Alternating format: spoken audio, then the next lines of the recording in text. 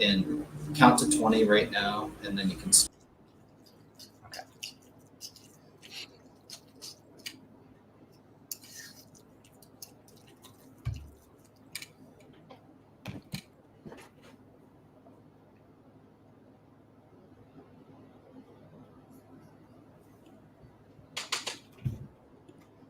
Are we live? I think so. Are we live? Oh, so yes, but as I was saying to you guys, I said to that cop, listen, you don't have jurisdiction over me. You don't have to have a driver's license. I'm not engaging in commerce. I'm traveling, not driving. That shut him up. Well, Derbyites, hi, everyone. Welcome to night 2 of the Creative Arts Emmy Awards for 2024. I'm your host, Charlie Bright. With me are the trusty other editors, senior editor first of Gold Derby, who's been here longer than I have, Marcus James Dixon. It's always good to see you, buddy. And Hello. also our other friend out in Sacramento, Tony Ruiz. Tony, good to see you. How are you? Melting in this heat, but what else is new? Right. It's been crazy because it hasn't been that way over here. But we have something even hotter to talk about right now, and that is tonight's Creative Arts Emmys, which are going to be focusing on all the narrative categories, so all the comedy, drama, limited series. Last night, we were all about reality and animation and nonfiction and what's the other thing? Variety, where we saw shows like the Oscars and Jim Henson Idea Man and Welcome to Wrexham really clean up last night. And Saturday Night Live also winning its 100 and 101st Emmy, which is insane. You know, get something new, for Christ's sake. So we're going to be starting off very soon. The ceremony is going to be starting off. We have our senior editors, Ray Richmond and Chris Beecham, are in the press room tonight. Going to be announcing the winners live as they come in. Marcus, before we get to tonight's categories, you were in the press room last night with Latasha for night 1. What were some of the highlights in that press room last night? Personally, Angela Bassett winning the Emmy for Queens. I mean, she had been nominated, don't quote me on this, I think 9 times. She had never won. She seems to be like somebody that always gets nominated but never wins. So it was so good to finally see her get her flowers. And she was there. Sometimes with these Creative Arts Emmys, the winners aren't actually there, but she was there. It was a moment. Dick Van Dyke winning, the special winning was a really fun moment too. He got up on stage and accepted the trophy. He did a little dance, which you can all watch on FXX when they air this ceremony on Saturday the 14th. But Dick Van Dyke actually did not win an Emmy himself, which we actually confirmed that with the Academy. And a lot of people think that he did. So it's unfortunate that he did not win. He is a producer on it, just like Carol Burnett last year. She won an Emmy. He did not. It's confusing. We don't know why he didn't win, but he did not win. But those are some of my highlights. Maya Rudolph was there. It was great to see her in person. She had never accepted a trophy before. She had never been there when she won, and she has so many now. So yeah, those are some of my personal highlights. And even though Dick Van Dyke didn't end up winning, his wife was listed as a producer and ended up winning. So a trophy is going to the Van Dyke residence, we can at least say. They can share it. Yes, they'll do what Amy and Tina did, just split down the middle. And I guess that's the only custody thing they'll ever have to worry about now. Well, he also has his daytime Emmy from this year. So, the Van Dyke household is awash in Emmys this year. Mm-hmm. More so than it has been in a while. What about you guys watching the ceremony, watching the winners come in? What was your favorite winner of yesterday? I gotta say, yeah. Oh no, go on, Jody. I was going to say Angela Bassett. That was just like, I was like, really? Because I was just so used to her not winning. I know, right? Especially against David Attenborough. Against David Attenborough. So that was pretty great. I you know what David Attenborough needs to do now? He needs to make a documentary about losing the Emmy, narrate that, and then win an Emmy for narrating that. I was a big fan of some of the wins for Jim Henson Idea Man, because as a longtime fan of the Muppets, just to see that really beautiful film get what it got, but also to see there was really a lot of spreading the love. You saw Welcome to Wrexham win a few. You saw the Oscars winning some. You saw just a whole lot of different winners, and I thought it was really nice to see that Alan Cumming dethroning RuPaul in in reality host. That was incredible. So yeah, I'm not a huge reality fan, but I love all the doc stuff. That's where I live. I gotta say, I was a huge fan of Girl State, claiming both the cinematography win and the directing win. That was great because that documentary is so astounding. I can't believe that that Jesse and Amanda got me twice with Girl State and Boy State. And they've actually directed other movies that I've actually really enjoyed. I really do love their movies, and that was just a wonderful thing. And I liked Blue Eye Samurai winning animated program. I thought that was a wonderful, a wonderful thing.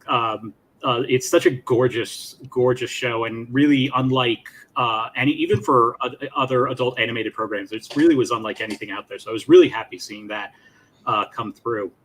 We might have the first winner coming up pretty soon.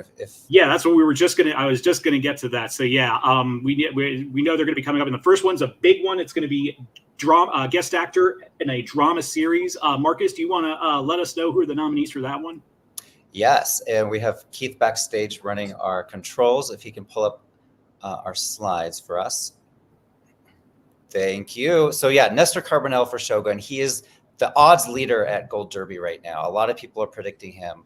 I'm not. I'm actually predicting John Turturro for Mr. and Mrs. Smith. And we also have Paul Dano, Mr. and Mrs. Smith, Tracy Letts, Winning Time, Jonathan Pryce, Slow Horses. It says there, I finally watched Slow Horses, and Jonathan Pryce is kind of, I mean, even for a guest actor, he's barely in the season that he's up for. But next year, he could very well be up for supporting actor because he is in more than half of the episodes. I mean, I personally feel like Nestor Carbonell is probably very far out front from this. I wasn't able to get into Shogun, but when I watched that first episode, I absolutely loved watching his character. And he's someone who's been delivering great television performances for years. And this is his first nomination. Yeah, first career nomination after he should have been nominated for Lost a couple of times. I agree. Yeah, he was so good on that show. But that they took a long time for even like Elizabeth Mitchell, she finally got nominated, but it was for a season where she was it was I think the final season, she was barely in it. Yeah. How about you, Tony? You're suspiciously silent about it. Well, I'm predicting Nestor. I am kind of similar to our colleague Denton Davidson, where I have Shogun winning quite a lion's share of the acting wins. Shogun is the most popular show this year. It is, and he is very much, particularly in those first two episodes, just comes and steals every scene that he's in. It's this larger than life character that you don't quite know where his allegiances lie. When then you suddenly realize that, he only cares about himself, but does it in kind of this really charming way, over the top. I just think that in a case like this, with a guy who is so well known, has been doing such great work for so long, I think it's about his time. I actually have Jonathan Pryce in second. I'm actually surprised that more people aren't predicting Paul Dano. But yeah, I'm going with Nestor on this one. I would love if Nestor won. John Turturro, he has won an Emmy before for Monk as a guest star, but that was back in 2004. So it's been 20 years since he's won. I think he's due for another. This is one of the categories where I'm kind of going out on a limb. I'm not a lot of people are predicting John Turturro, so we'll see if I lose an easy point here. Yeah, he won. 20 years ago for on Monk. He played Monk's agoraphobic brother who writes instruction manuals, and I remember being very taken with that performance. And the winner is Nestor Carbonell. Nestor Carbonell is starting Shogun off on a strong start today. There we go. I lost an easy point. How long ago did you make that? Did you put Turturro in your prediction? Was that a recent switch, or is that something you had? I had that the whole time. Okay. Yes. Okay. Well, our next category is choreography for a scripted program. Tony, do you want to read those nominees for us? Or do you not? Do we have? I don't have the slideshow, so unless Oh, they okay, go up on okay. the screen, I don't have have them. them in front of me, so it's okay. I got them in front of me. Our choreography. Oh, there they are. Yep, we have the Idol for the routines, rehearsal, music video shoot, and Dollhouse. Only Murders in the Building for the Oliver's Dream Sequence and Creatures of the Night routine. Palm Royale for the Roomba and Maxine's Entrance. And Physical for Jean-Franc's Advanced Aerobics class, Figure Eights commercial, and Xanadu and Dreams routine numbers. Wow, wow, wow. I don't really know much about choreography, if I'm being honest with you. I think I'll go with the show that has the most nominations of these, and that would be Only Murders in the Building. I actually literally just watched season 3 the other night, and I will say the choreography for those numbers is incredible, and I would love to see that win. Palm Royale also And John Carappa is quite has quite the reputation as a choreographer, and so is that a good thing or a bad thing? No, a good thing. A good thing. He's good very he's very well known. He's very well known. And let's face it, I mean, Only Murders is really, I think, on an uphill trajectory. I think, each season it seems to top itself.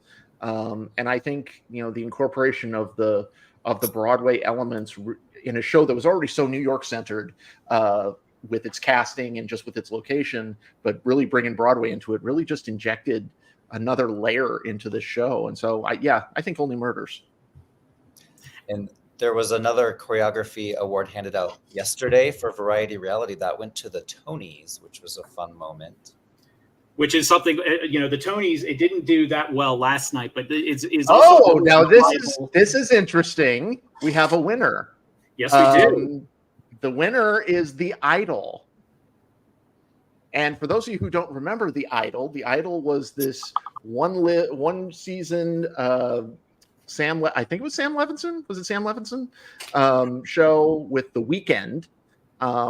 And that was pretty much despised by everybody who saw it. I remember that show now. I remember the ads for that show now. It's an Emmy-winning show now. That's insane. I remember the controversies, yes. Oh, now we have a good one. Casting for a comedy series. Our nominees are Abbott Elementary, The Bear, Curb Your Enthusiasm, Hacks, and Only Murders in the Building. Do you find it a little hard to predict it when there's no new show nominated in the bunch there? I agree.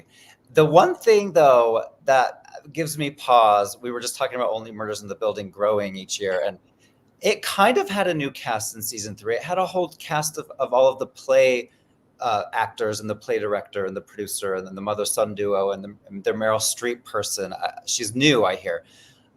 So if they're going to give it to like a new type cast, that's your only option here, because I mean, Hacks, Curb, The Bear, Abbott Elementary, these are amazing shows, but they only added guest stars. They didn't really add any new regulars like Only Murders did.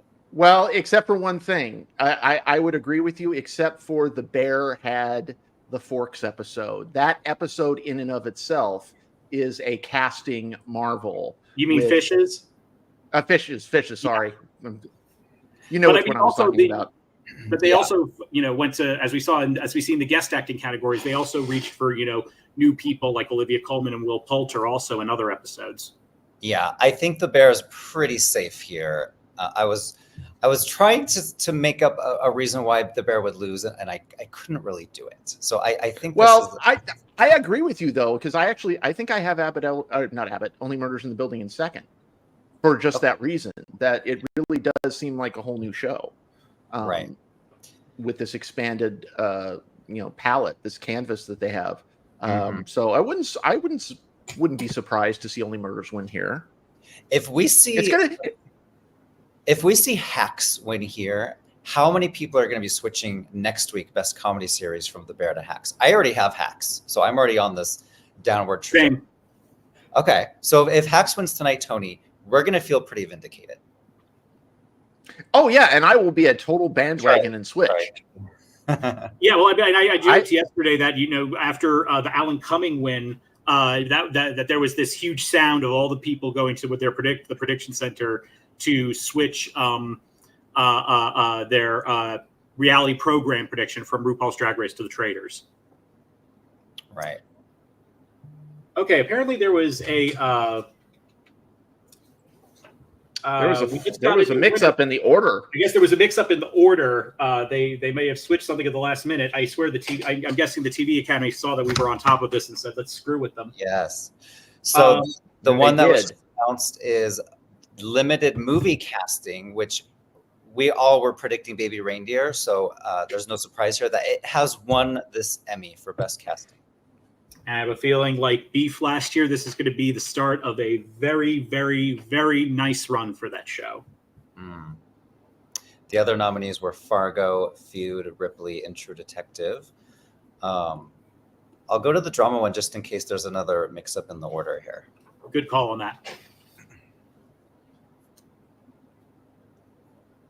Oh no, someone in the forum said, The Idol now has more Emmys than Better Call Saul. That's a low blow, man. That's Wow. a low blow. Was that necessary? Was that necessary? Who do you all have for casting drama? Oh God, casting drama. I think I have so Shogun. hard. Yeah. Yeah. This one seems like a strong, like a lock almost for Shogun, because not just the main characters that they cast, but everyone in the background. Oh, we have a winner for comedy casting. Yes, and no surprise. And it is the Bear. It is the Bear, the show that not even the governor of Illinois can figure out why the hell it is competing in comedy.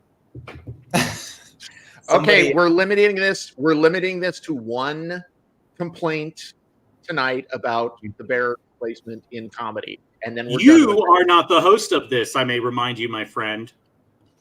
Somebody actually won last night. I believe it was a writer. I will not tolerate this coup against me. A writer for Last Week Tonight, and she got up there and said, we're now officially the most depressing show to win a comedy writing award since The Bear. So anything else we want to add to casting drama? only. What's in second place? No, I think Shogun's winning. Shogun is so. I spoke to the casting directors for this. I mean, the literal amount of time and the number of continents that they had to span to cast some of these parts, oftentimes remotely, because a lot of the casting of this show happened during COVID. So during the COVID lockdowns, so they were doing a lot of things just based on tapes and Zoom calls and things like that. The way we all were doing it back in those days. Remind me, did Squid Game win this category when it was up a couple of years ago, or did Succession take it that year? I think Succession took it that year. I don't think Squid Game ever. Oh wait, I actually have on my forms here. I actually printed the previous winners down in the footnotes. So let me check here. Squid Game. It was Succession. It was Succession. Yeah. Squid Game actually wasn't nominated. I don't think it was eligible. That's right. That's right. It wasn't. That's right. It wasn't. Thank you for reminding me that.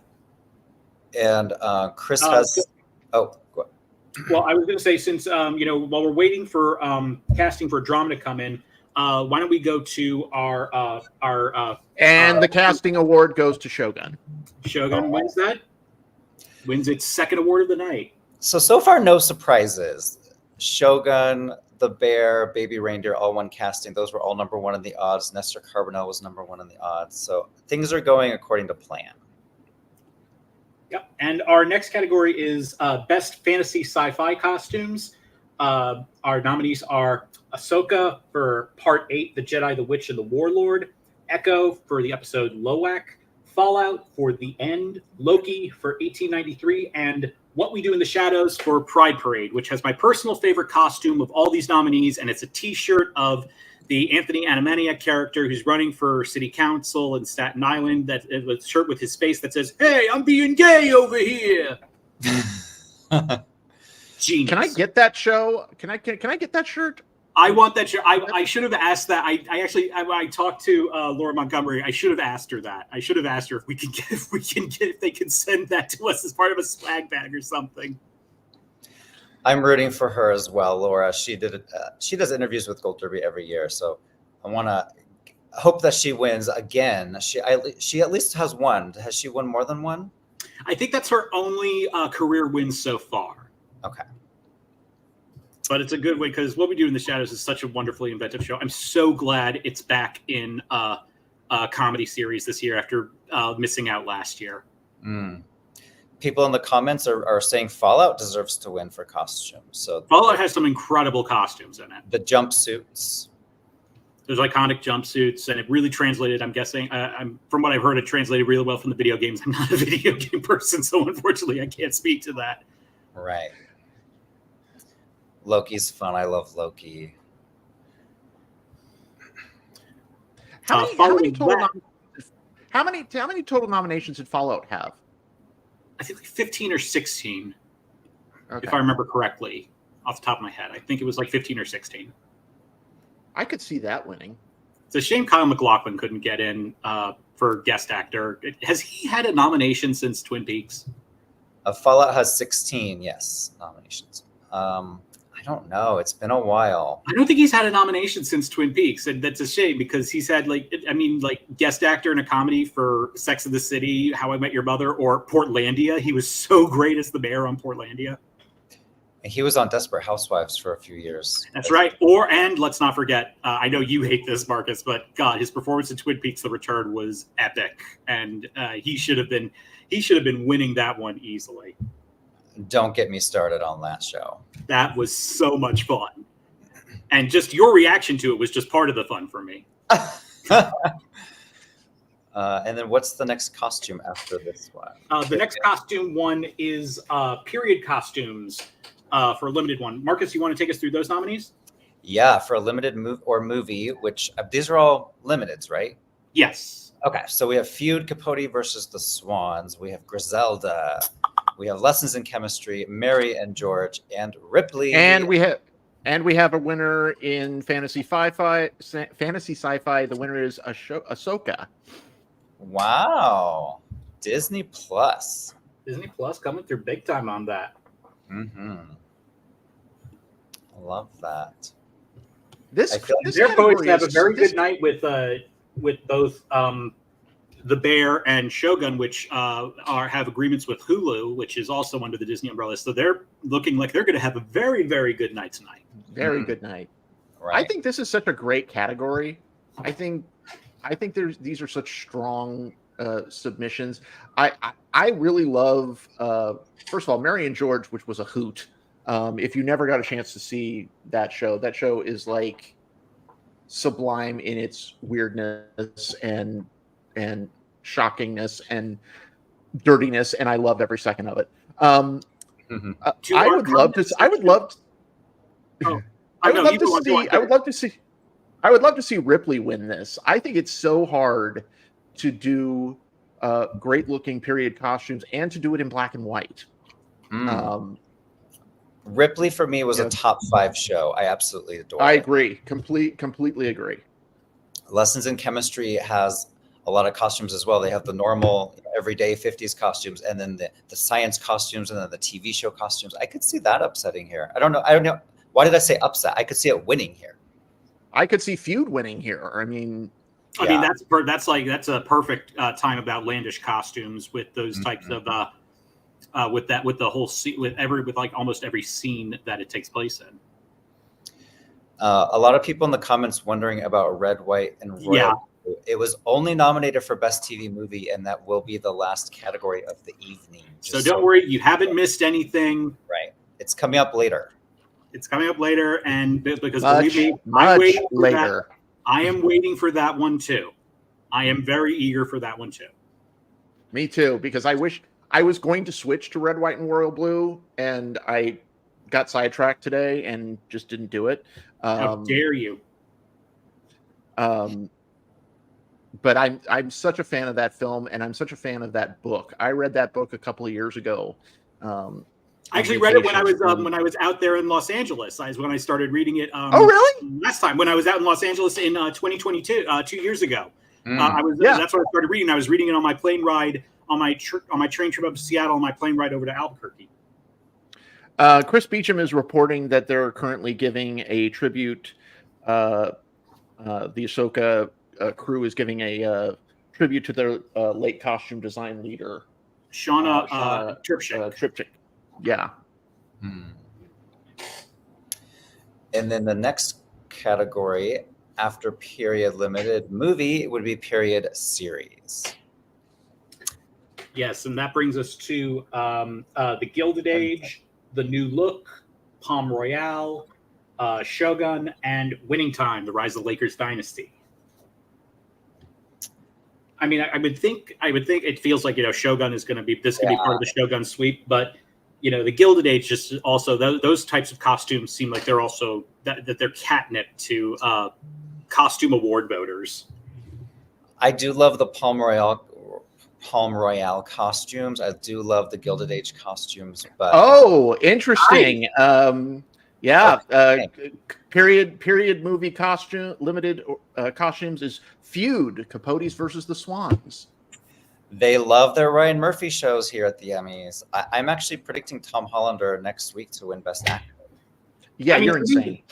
I mean, to me, that category, I feel like that's the highlight category because it's the magnitude of the talent and the performances I don't think there's any category that matches that. Mm-hmm. I think that's the marquee category of the evening, and I honestly have no clue. I feel pretty safe with predicting Richard Gadd, but it still is like, I really feel like an upset there would not surprise me.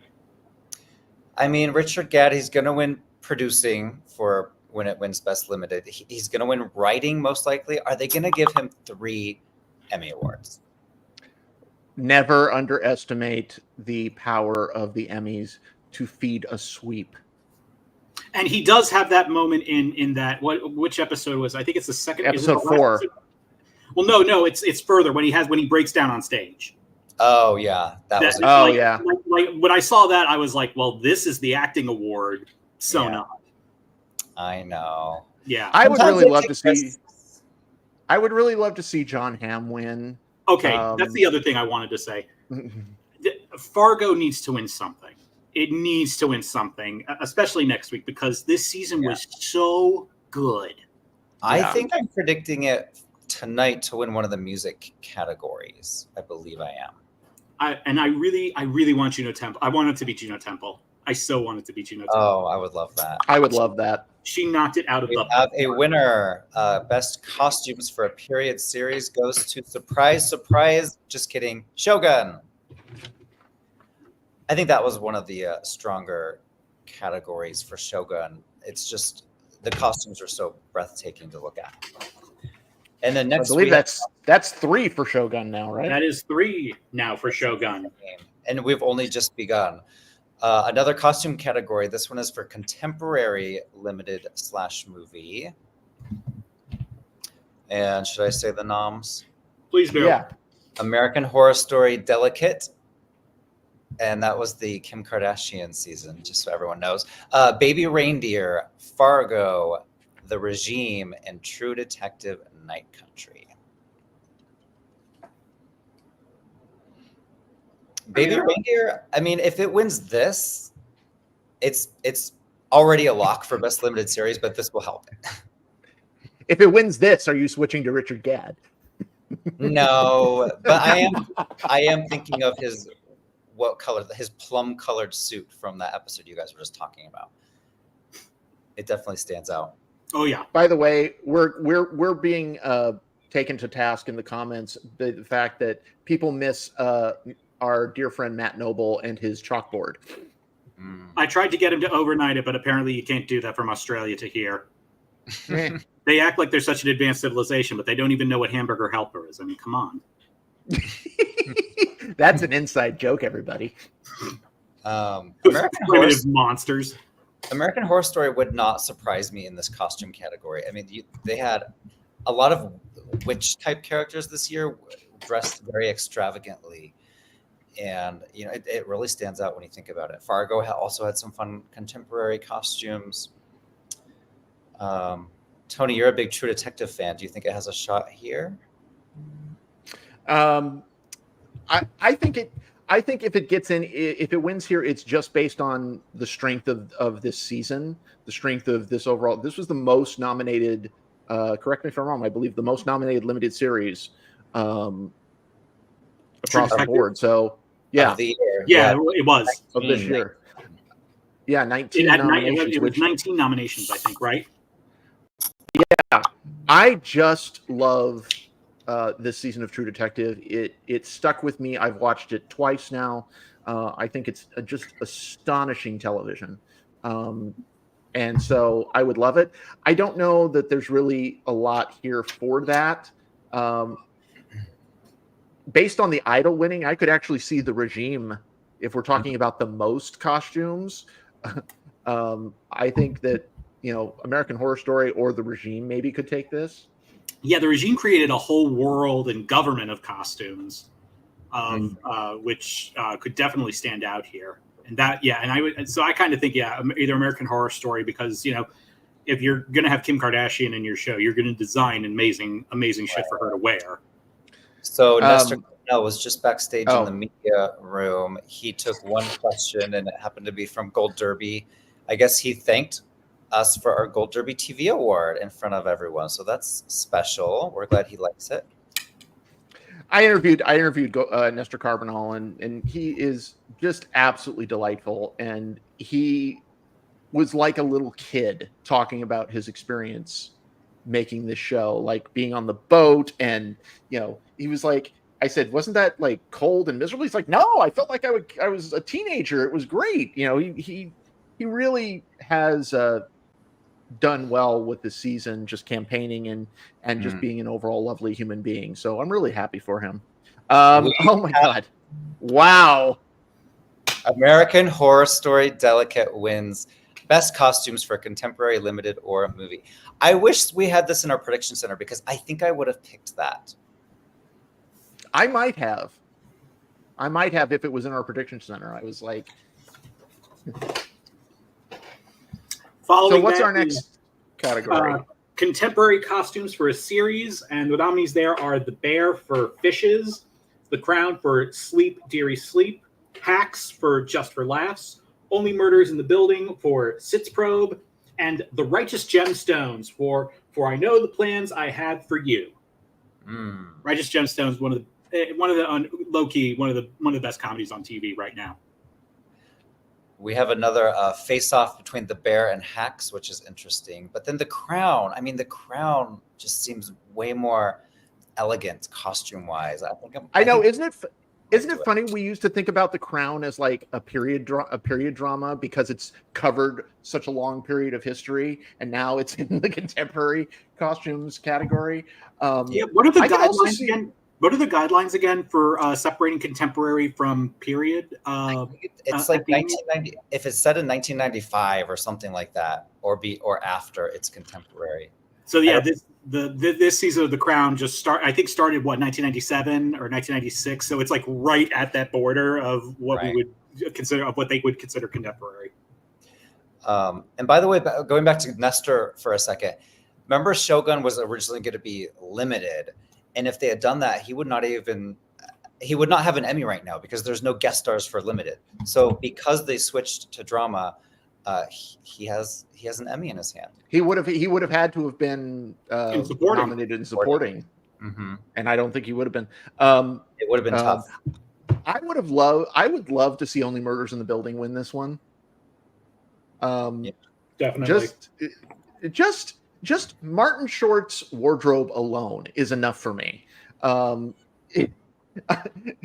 Short is just an absolute gem of a leading man in this show, and really holds that show up. I think they're all three brilliant. All the three leads are brilliant, but Martin Short has really just, I think, become kind of like the real leading man of that show. I would agree with that. It's easy to see why last year Even though, as you said, yes, all three of the leads are fantastic on that show. It's easy to see why he was able to get in, but at the same time, Steve Martin wasn't able to get in. Contemporary costumes goes to The Crown. Ooh, I agree with that one. I do too, actually. And then All we right. have Next we have makeup from a period fantasy or sci-fi series. Our nominees are The Crown for Ritz, Fallout. Did you want to read those, Marcus? Oh yeah. Go ahead, Charlie. Okay. Feud, Capote versus the Swans for Beautiful Babe, Palm Royale for The Pilot, and Shogun for The Abyss of Life. Well. Makeup. I guess I'm guessing Walton Goggins stuff would be prosthetic on, so this wouldn't be counting towards that, would that? That's a really good point. Like, I guess this is more like just the regular makeup and like, would blood count? There's a lot of blood on Shogun. I don't think blood counts as a prosthetic. So that would be Or I might be wrong about that. Yeah, I'm going with Shogun. I would keep my eye out for Feud on this one. Especially for the way that especially for all that makeup on the Swans. Mm-hmm. That's a good point. And by the way, in case you're wondering, American Horror Story has not won an Emmy since 2017. Really? So there you go. It's been a while.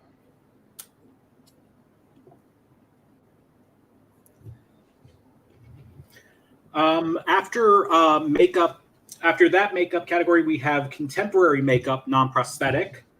Marcus, do you want to read us those nominees? Yes, we have The Bear, we have Hacks, we have The Morning Show, we have Only Murders in the Building, and we have True Detective Night Country. Lots of amazing shows here. Wow. I feel like that's got to be a race between The Bear and Only Murders in the Building. The Morning Show too stands out to me. They're regular people, and on that show, there's also people that are very, very famous, and I guess they're playing people that are on TV. I think that's what I'm trying to say.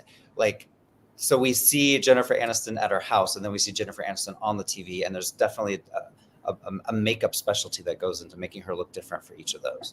And that's something that people who work in the industry would definitely notice, and it's something that they would say, "Oh, I see what you're doing there. I get that, and I appreciate that." Subtle, very subtle. Chris, one of the things for this show, for this category, I think The Bear, a lot I think centers on Jamie Lee Curtis, because so much of that episode is done in really, really tight close-ups of everybody's face, and Jamie Lee Curtis has to. I mean, this is the first time we're seeing Carmi's mom. This is the first time we're seeing Donna, and we don't know anything about her other than what we see on her face, and you can see kind of the trauma and the mental illness, like in the face, in the smeared lipstick, in the too much eyeshadow. I really think, because Fishes is the episode that they submitted for this, I really think that could be strong here. I think you just made a really good point. I'm switching to The Bear. Oh wait, it's not. Oh, you mean for comedy series? For makeup, contemporary. Oh, that's not. Chris says Alex Edelman is presenting. He's being extremely funny, and he said, "How can Paul Rudd look 26 years old for the past 26 years? Makeup."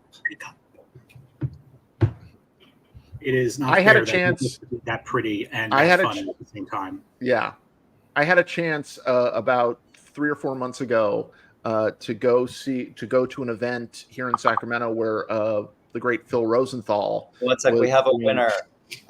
We do. Best makeup for period fantasy and sci-fi goes to Shogun.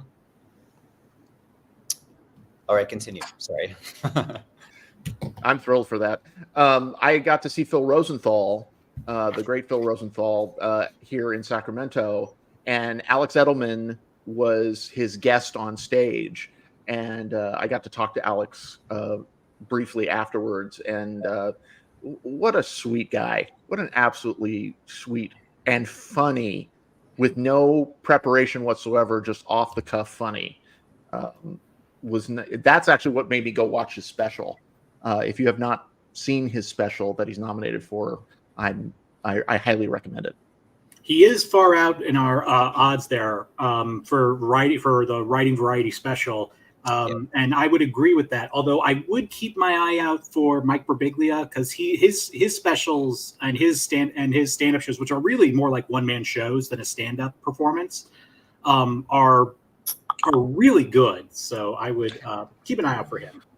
And one other thing about Alex Edelman, he knew exactly where he was in the Gold Derby odds. He knew exactly where he was. It's actually funny. I was last Friday. I went and saw Guy Branum do stand up at a place just a mile up the road from me. And I forgot. He went to the crowd after the show and was saying hi to people. And I went up to him, and the first thing I said is, I write for Gold Derby. He knew exactly who we were, because I forgot he's one of the producers on Hacks this year. So he is an Emmy nominee for comedy series. And we had a very fun little chat about that. So, Guy, if you're watching, I'm rooting for your show, and I'm not doing that just to be a shill for you. Although, if you would like that, I'm open to that as well. We do have a comment from Josh Friedman. He says Shogun now has 4 Emmys. No other show even has 2. So it's Shogun way out front tonight. Last night, I don't have the list in front of me. I think SNL. Josh, I am now nominating Josh Friedman to handle our board duties for this evening. Back off. It'd be great for someone to remind us what won the most last night. I think SNL had 6. I think it was SNL. But that Jim Henson won quite a bit as well. Yeah, it won 4 or 5, I think, last night. Matt, we need your chalkboard. We after the contemporary makeup, we have prosthetic makeup. Our nominees there are Ashoka for Part 8, Jedi, the Witch, the Warlord, Fallout for The Beginning, Shogun for A Dream of a Dream, True Detective Night Country for Part 3, and The Witcher for The Cost of Chaos. Now, the prosthetic one, I don't think Shogun will win this one. Oh, we have a winner. Contemporary. Look. Contemporary makeup is the morning show. It goes to the morning show. There you go. That will make Apple very, very happy. So moving on to the prosthetic. When I think of prosthetics, I don't think of Shogun. I think of Ahsoka. She's got the huge, I don't know what you call them, the tendril type things, the octopus things. And I feel like that's way out front. But then you have Fallout with Walton Goggins with the missing nose and the creepy face. I will say, though, what I think is so stunning about the Fallout prosthetics is that even with no nose, Walton Goggins is still smoking hot, man. And I've had a crush on him since The Shield. You'll appreciate that, Marcus, because we both love that show. I'm watching The Shield right now. I'm on season 2. That show, the 20th century, in my opinion. And he is, and I've ever since I saw him as Shane Vendrell on that show, I'm like, who is that? And like, even watching Fallout, he has no nose and his skin is all frayed. I'm just like, God damn, he's gorgeous. And True Detective has a lot of prosthetics too. The people in the ice. I'm thinking of the researchers who are out on that ice. This is a tough category, but I don't think Shogun's going to win this one. And I'll put it this way: if Shogun does win, then you know that they're checking it off. Right. Yeah. Not that it's not deserving, because there are great prosthetics in that final. This is for the finale. There are great prosthetics. There's great prosthetic work in the finale. But I think this is a very competitive category. And I agree about True Detective Night Country. There's a lot of prosthetic work in that. It should also be noted that The Witcher has Mark Coulier as its prosthetics designer. Oh my gosh, we have a winner. Shogun just won the prosthetics. Okay.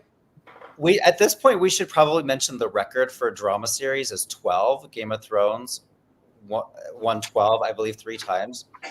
This, I mean, we could be in record territory if Shogun keeps winning. If it wins 13 or more, this is a record. Yeah, that'll top the most for a single program in 1 year ever, which was set by John Adams in 2008. Yeah, that won 13. When that one won 13, dethroning the record that had been held for 4 years by Angels in America, when that won 11. Christopher Zhang made a great comment in our Slack thread where he said the Idol has the second most wins so far. Tied, but correct. The zing. After that, we have Outstanding Contemporary Hairstyling. Our nominees there are Abbott Elementary for Mother's Day, The Bear for Fishes, Hacks for Yes and, The Morning Show for The Carman Line, and Only Murders in the Building for Opening Night. I mean, I'm going to stick with my morning show thing here for the same reason as it just won the makeup. I think it's going to win the hair.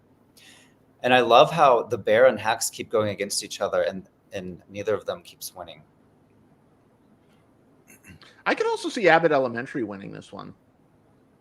Mm-hmm. Moira Fraser she's a previous nominee. Yeah, and they've sometimes, they'll go for the half-hour sitcoms in this category. Like when a couple of years ago, we saw Blackish win in this category. Yeah, they have to hairstyle all of the students as well as the teachers. Yeah. But also, I will say, like, what was it? The points, Tony, the points you were making about Jamie Lee Curtis with her makeup in the thing, I always thought that about her hair, actually, when I was watching that. Because to me, like, the way that it was her hair and her nails. The way that those two look, combined with, I know it's a prop, but with the cigarettes that she was always smoking, like, that to me was communicating so much to me. Last year, the White Lotus won this contemporary hairstyling. The year before that, we saw Impeachment, American Crime Story, take it home. After contemporary hairstyling, we have period or fantasy sci-fi hairstyling, where our nominees are. Do you want to read those off, Tony?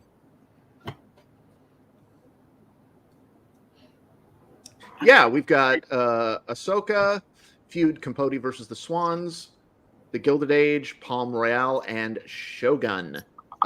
At this point, I'm not sure that I'm willing to protect anything other than Shogun. Marcus, you are onto something here. Because Outstanding Contemporary Hairstyling just went to The Morning Show. The Morning Show now has 2. It has officially beaten The Idol. The Idol will not let this stand. I totally agree with these two. Is the Idol nominated anywhere else? That's a good question. I'm going to look that up. I think my DoorDash driver is one of the producers on that show. We'll see when he delivers my stuff.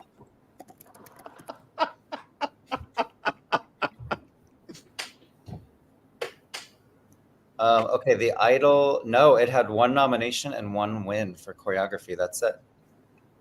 Wow. Well, they're heading to the parties early tonight. Okay, did we talk about period fantasy sci-fi hair? I mean, Shogun, right? Shogun's going to win everything. I mean, I would normally say I honestly don't think. I honestly have no clue. I honestly have no. I mean, no, it's got to be Shogun. I would normally say something like like any one of these could win, because something like Feud, Capote the Swans, The Gilded Age, or Palm Royale would normally be right up their alley. But Shogun's just on a sweep now. So if anything other than that wins, I would be very surprised. I would be surprised. And Shogun's also a show. It takes place. There's a lot of battles. There's a lot of running around, and that really adds to what the hairstylist has to do compared to a Feud where they're sitting down eating dinner the whole time. There's definitely is a difference that hairstylists will be able to tell the difference, and they're the ones voting. And definitely when you consider the period the period of where it's located, and when it's taking place, there was a lot that went into the hairstyles of that time.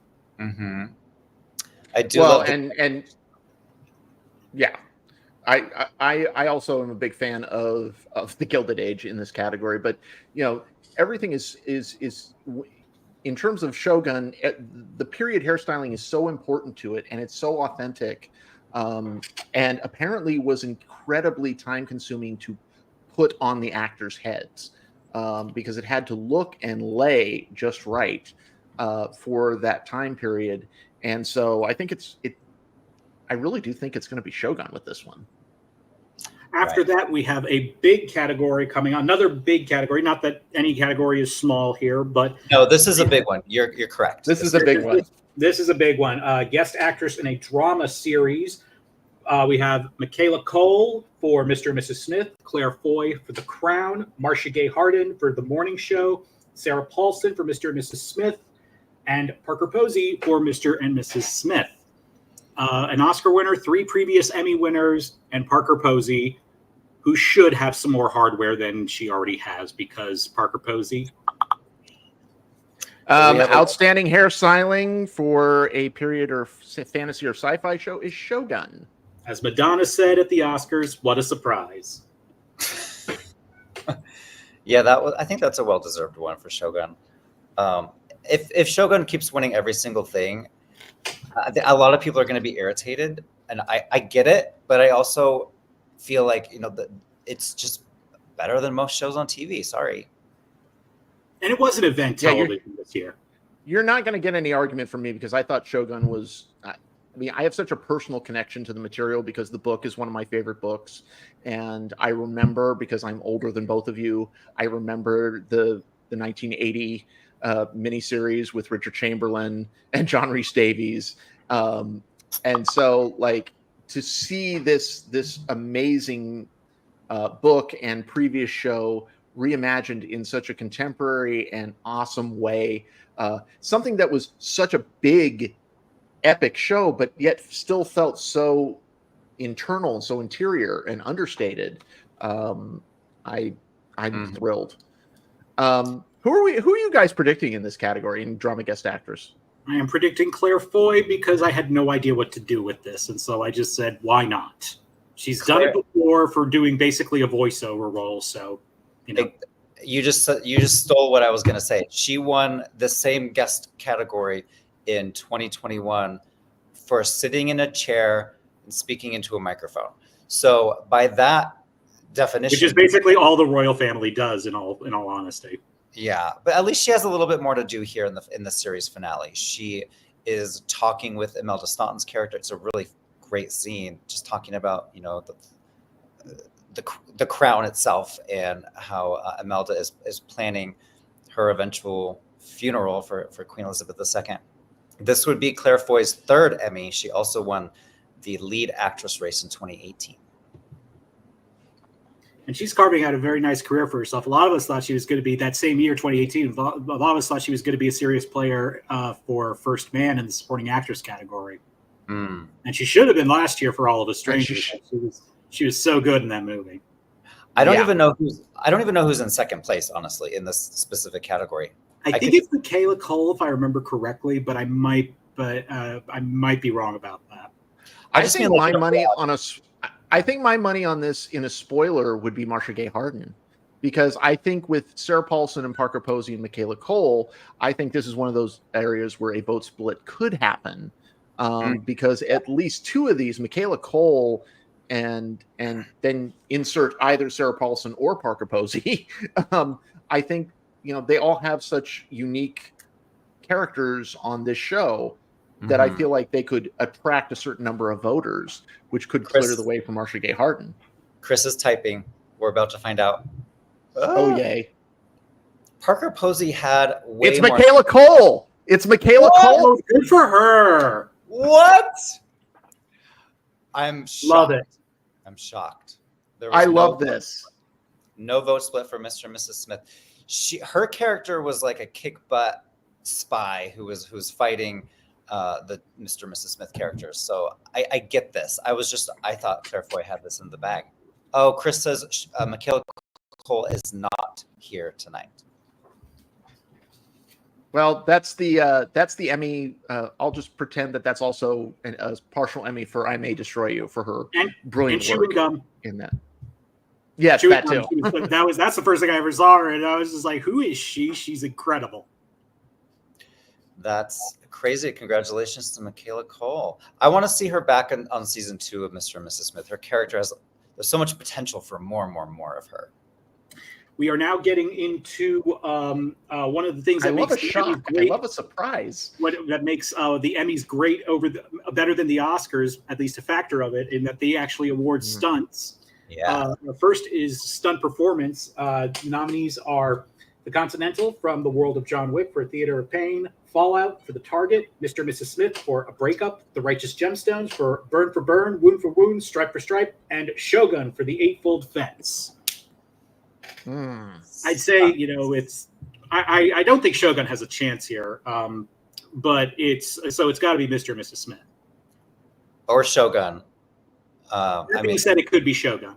If there's a sweep, Shogun wins. Mr. and Mrs. Smith. Like Karen from Veep. It could be Shogun, but then again, it could be Mr. and Mrs. Smith, but it could be Shogun. Yeah. Mr. and Mrs. Smith, that finale where Maya Erskine is battling to the death with Donald Glover was just absolutely incredible. You could not look away. Oh, we have the winner. It's Shogun. Congratulations, Shogun, for his best stunt performance. I wonder what is the mood in the room right now at the Emmys. If they're not from Shogun, they're getting wasted right now. I guarantee. Every nominee is probably like, do you want to just go home? Like, there's no point. So next we have stunt coordination for a comedy series. And the nominees are The Brothers' Son, The Gentleman, The Righteous Gemstones, Twisted Metal, and What We Do in the Shadows. I like that they separated comedy and drama stunts. Yeah. Because a lot of good comedy shows have a lot of great stunts on it, but, dramatic stuff can be a bit more flashy. I honestly don't understand the previous category, best stunt performance, and then you have best stunts in a comedy and then best stunts in a drama. I don't know why there needs to be 3. I guarantee you the Guild probably played a role in that. Yeah. And there's probably something within stunt circles in terms of separating the coordination of stunts and the actual performances. I think you're right. How there's a difference between the performance from an actor and the directing that goes into it. I think you just hit the nail on the head. That's probably exactly what it is. But if I tried to do that, that would be its own stunt in itself. Yeah, I actually just pulled up the stunt performance category, and all the listed nominees, the individuals are performers. So it's for the actual performance of the stunts. There you go. And that's a pretty new category, isn't it? Let me double check here. I believe, it's the last couple of years. The stunt performance came in 2021. The Mandalorian has won it twice with what was it that was in between? It was Squid Game. Yeah. So we have a winner. Best comedy stunt coordination goes to The Gentleman. There you go, Netflix. And that makes sense. It's based on a Guy Ritchie movie, and Guy Ritchie's known for having a lot of action in his stuff. So next is the drama stunt coordination for Fallout, FBI Most Wanted, Mr. and Mrs. Smith, The Rookie, and Warrior. 2 of these are nominees for Best Drama Series, Fallout and Mr. and Mrs. Smith. So I suspect it will be one of those. I think it'll be Mr. and Mrs. Smith. It's kind of amazing that Shogun isn't in this category. Yeah. That is weird. But I'm sure every one of these nominees is saying, thank God. Thank God. I kind of want Fallout to win something. I kind of want Mr. and Mrs. Smith to win something too. I love both of these shows. Mr. and Mrs. Smith seems like, at least with the nature of the show, that it would be more, that this would be very friendly territory for it. I think, yeah, you're right. There's lots. I think so too. After we get the winner for stunt drama programming, we have production design for a narrative contemporary program. The nominees there are The Crown for Sleep, Dearie Sleep, Fargo for Trials and Tribulations, The Gentleman for Tackle Tommy Woo Woo. That feels weird to say out loud. The morning Show for the Carmen Line, and True Detective Night Country, which I'm guessing is for the collective body of the work that season. Production design. I think The Crown. Yeah, that sounds about right. True Detective. I loved the setting, the main setting of True Detective. Oh, we have a winner. Drama, stunt coordination, Mr. and Mrs. Smith. So is that 2 now because Michaela Cole? That's 2 for them. It's 2 for Mr. and Mrs. Smith. Yes, so they are on the same level as the morning show. Poor Fallout can't get any love today.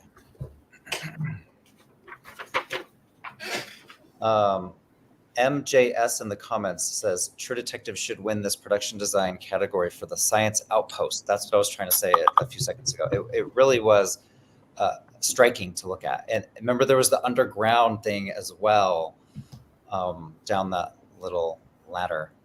There was the underground thing, and I think for a lot of us, we can't imagine living in that kind of environment, and they really created kind of all of the locations had this very lived in and almost kind of foreign feel to it, living in that kind of darkness and cold. I really like. I just is that season the look of that was fine. Is that season set in Alaska? Yes. Okay. Because extreme northern Alaska. Well, yeah, because I mean, like, I was there earlier this year, and it was the opposite. It was June, so it was when it was the longest days of the year. But when you think about even where I was going on a cruise route, how remote some of those areas are, you can only imagine how remote those areas when you get far up inland in Alaska. There's even an area that I believe is just called the Unincorporated Territories, which is just like its own, like almost anything goes out there. And the more I think about it, the more, I mean, True Detective, if this is probably one of its strongest categories of the night. Has it won anything yet? I don't think, no, it hasn't won anything yet. It's time to get on the board, True Detective. Let's do this. Following that, we have production design for period or fantasy narrative. Our nominees there are, Marcus, do you want to read those out? Okay, we have Fallout, The Gilded Age, Palm Royale, Ripley, Shogun. Obviously, Shogun's won everything, so that's the smart money here. But The Gilded Age with the opera house and the fancy mansions that they're all living in, I think that deserves to win, if I'm just being honest. And Fallout with the underground bunkers and those are exquisitely designed. This is a fun category. And Palm Royale with that, that late 60s, 70s motif to it. It's just, these are, fantastic. These are fantastic nominees. It's a shame that only Shogun can win it. Yeah, and unfortunately, Shogun really submitted its best episode. The premiere episode is so perfect because it has to not just highlight the ships. It is our entryway into this time of feudal Japan, and so you get kind of this balance of like the European and the period Japanese stuff. So they get a whole lot of opportunities to show off there. I forgot about the ships. You're right.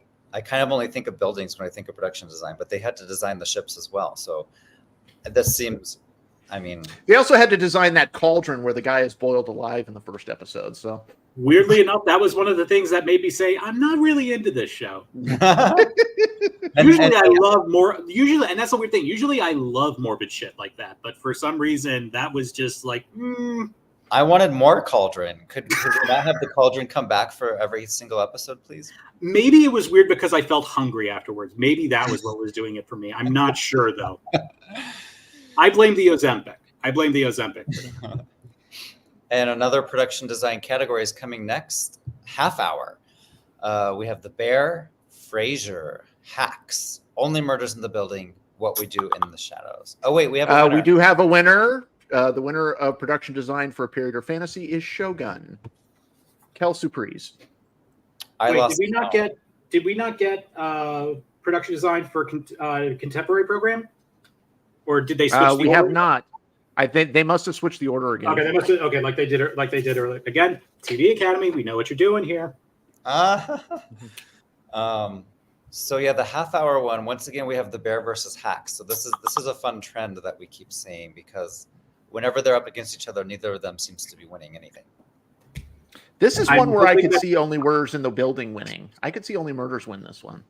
I definitely could see that too, but What We Do in the Shadows is also incredibly has incredible production design to it.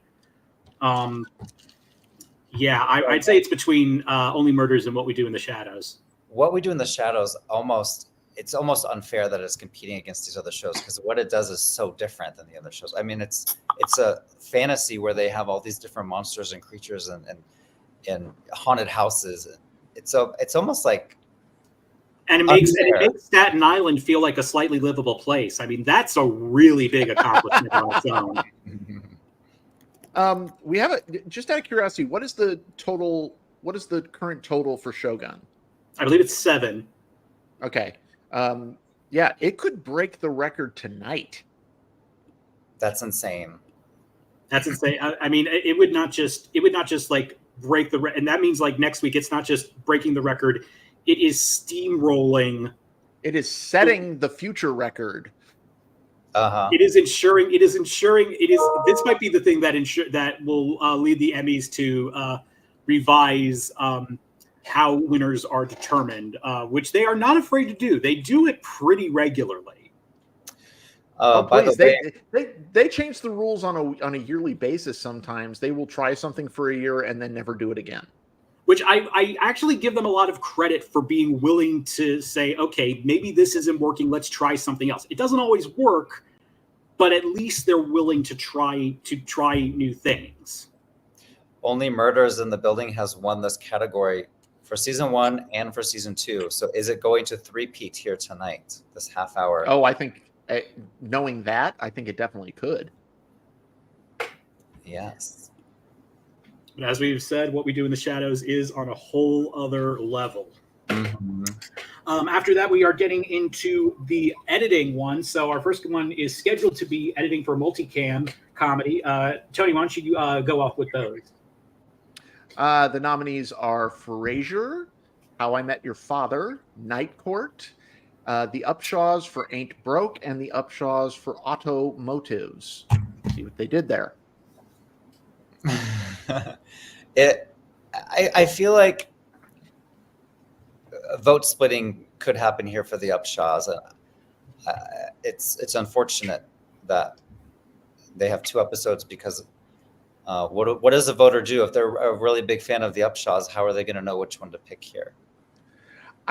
So I'm probably one of the few people that watched among our group that probably watched all of the new Frasier, and the episode that it's nominated for, Blind Date, was, in my opinion, kind of a callback to many of the greatest episodes of Frasier from the original run. It involved Frasier and his son being set up on multiple blind dates, and then there was confusion about who was supposed to be dating whom, and the editing of that is so perfect. So I think I'm going to predict that one. I will point out that last year Night Court did win in this category, and the year before that How I Met Your Father won this category. So we do have 2 previous winners in there. Yeah, I don't watch these shows, unfortunately, but I like everything Tony said, so I'm copying his prediction. Let's go, Frasier. Following that, we have picture editing for comedy single camera. This will be interesting. We have The Bear for Fishes, Hacks for the Deborah Vance Christmas Spectacular, Only Murders in the Building for Sitz Probe, and also for The White Room, Reservation Dogs for Dig, and What We Do in the Shadows for Pride Parade. I mean, I really think it's got to be the Bear for Fishes, because the tension of that episode is not just from it's so interesting how all the different creative aspects of the show of that go into it create. And we have a winner. Only Murders in the Building wins for production design for a half-hour show. So that's 3 in a row for Only Murders, season 1, season 2, and season 3. It is the best designed show on television of all half hours. See. But yeah, everything Charlie. I keep getting you guys mixed up. I'm terrible. Charlie, Okay. you were saying the bear for editing for fishes. I agree with everything you said. Yeah, and so much of that editing, the way the show is edited, especially that dinner table scene. We have another winner, out of order. I don't know where. Production design for a contemporary series went to The Crown. Okay. Is that their first of the evening? I think that's their... No. Did they win costumes? Contemporary costumes? I'm surprised True Detective still hasn't won anything. I thought it had a good shot there with production design. Yes, this is the second for The Crown. It won contemporary costumes. Okay. And we have another winner. These are coming in hot and Coming fast. in fast and furious.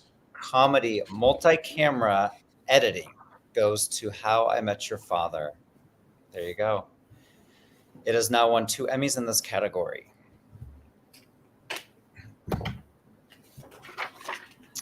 So yeah, I really think I don't see anything beating The Bear in picture editing for single camera.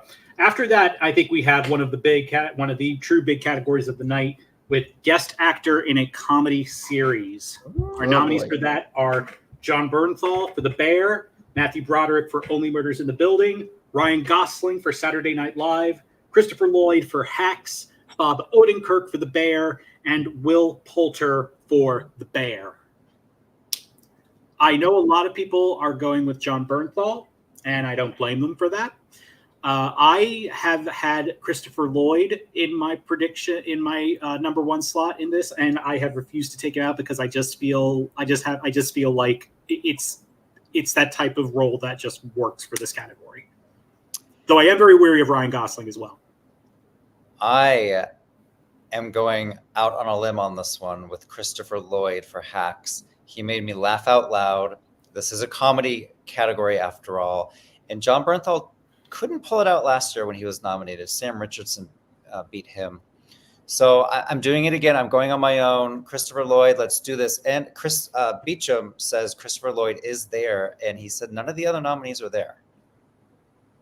And that would be interesting because that would be the first time that Christopher Lloyd would be present to accept. He's won 3 Emmys, and he was never there to accept any of them. Not even in the Taxi days? He won 2 for Taxi, Nope. right? He won 2 for Taxi. He was never there. Wow. I love that he's there. I think this category is very interesting because I do have Christopher Lloyd in second. I have John Bernthal in first because I think this is the type of thing where The Bear could sweep. I think that Gosling is a possibility, but I think if anybody upsets John Bernthal, I think it could be Will Poulter. That particular episode, he's so low key and so sweet on a show that is not always big on low key and sweet. We have a winner. I think that editing Yes. comedy single camera goes to The Bear. Look how smart we are.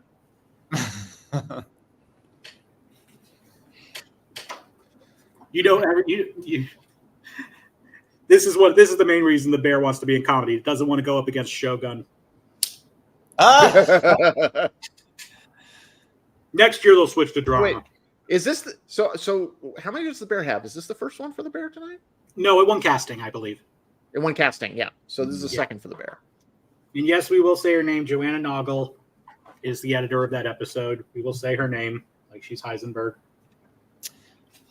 Josh Friedman in the comments says The Crown is now the first show in Emmy history to win costume design and production design in both period and contemporary.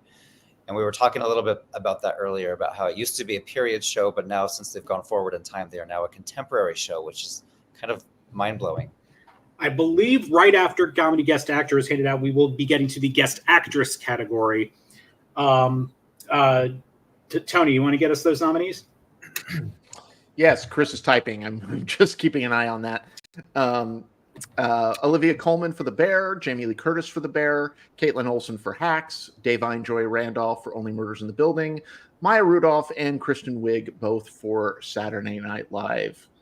I kind of feel like, as much as people have tried to find a reason not to give it to Jamie Lee Curtis, that Jamie Lee Curtis is going to win this.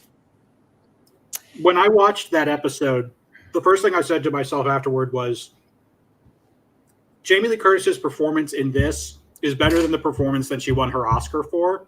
Easily. I said the exact same thing. If she doesn't win this Emmy in a sweep, what the hell are we even doing? I totally agree. And regardless of how you feel about whether it's a comedy or a drama, she knocks that out of the friggin' park. She also has a very, very strong episode in season 3.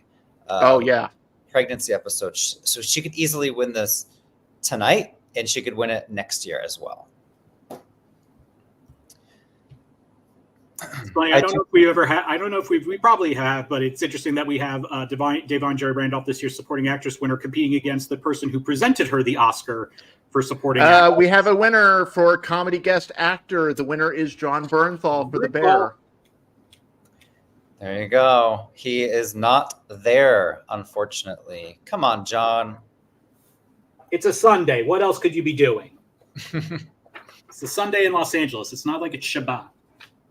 So The Bear is doing pretty good tonight. Yep, that's 3 so far, and as much as we were lauding Christopher Lloyd for his performance, which he was fantastic in, John Bernthal is really, really, really great in the Fishes episode, and it's a very deserved win. I like that we've been seeing more from him. Like I thought he was one of the best things in King Richard, a movie that I was mixed on, but I thought he was fantastic in that movie. Yeah, I agree. For comedy guest actress, I really love Maya Rudolph, and but she has won quite a bit of Emmys lately. This would be she's won. This would be her 6th if she wins this one, right? Or this would be her 7th. I think 6. I think she won her 5th last night, or did she win her 6th last night? I can't remember, because I know they were the first, like 2021 and 2020. She won both this category and the voiceover category both those years. So she won those 4, and I can't remember if there was another year with Big Mouth in the voiceover category before last night. I'm looking it up right now. So she won, in 2020 she won 2. 2021 she won 2. In 2023 she won 1, so 5 until yesterday was number 6. So this would be her 7th Emmy if she were to win tonight. Yeah, and she's also up tonight for music and lyrics, and she's up next week for lute. If this would this be Kristen Wiig's first Emmy if she were to win this? Yeah, she's never won. Yeah, she's never won. Not when she was on the show. Not for the other times she's hosted. Not for the Spoils of Babylon. Yeah, she's overdue. How hilarious would it be, and by hilarious I mean shocking, if Olivia Colman won this? That would be shocking. She's just the queen of upsets then. Davine, our new tagline for the site could be, but Olivia Colman. Davine was really good. Olivia also has quite a great episode in season 3, in the finale of season 3. It's not just one scene; it's the entire episode. Right, and she's sprinkled throughout season 2 of the 3rd season. She's in like little scenes, like. Would she? Would she run into the eligibility thing with being in? The winner is Jamie Lee Curtis. Thank God! Thank God! I agree with this one. Oh, completely. Yeah, I think it's one of the great performances of all times. I'm waiting. No question. I'm waiting for this. Like if they had made that episode of The Bear a short film and submitted it, she would be nominated in supporting actress and should win at the Oscars. But they don't do that for short films, obviously. I'm just saying that's one of the things to remember about the Fishes episode is that they kept the guest cast completely under wraps. I don't think anybody before that episode dropped knew what it was going to be, knew who was in it. No. And so, I think that helped the impact, because first you're like, oh my God, look at all these people. There's John Mulaney, there's Sarah Paulson, there's Bob Odenkirk. And the only people we had seen before that yeah. were Gillian Jacobs and John Bernthal that we had seen on previous episodes of The Bear. Right. So good news, Jamie Lee Curtis is here tonight. She's on stage right now. Did she keep in form of what she did last year and yell "shut up" when she won? We'll have to watch. I hope so. I hope so too. Although I feel bad for Christopher Guest's ears, because after her yelling that every single time, he's got to have tinnitus or something like that. They've been married 40 years. I don't think he cares anymore. He's a lord. What does he have to do? What does he have to care over anything? So now we are getting into our editing categories. Marcus, you want to read our first one, which is picture editing for a drama series? Yes, we have 2 Fallout episodes, one for the end, one for the ghouls. And then the other nominees are Mr. and Mrs. Smith, Shogun, Slow Horses, 3 Body Problem. I mean, Shogun's in this category, so should we just move on? I'd say so. I mean, Fallout, and they submitted the right episode. They submitted the finale, so it's pretty much a given. Fallout is an amazing show. It worries me that it has 2 nominations here. That's not going to help. The fact that Shogun is in there, I think, is the bigger threat. Is the bigger problem. I'm trying to keep things interesting. True, and I appreciate that for you.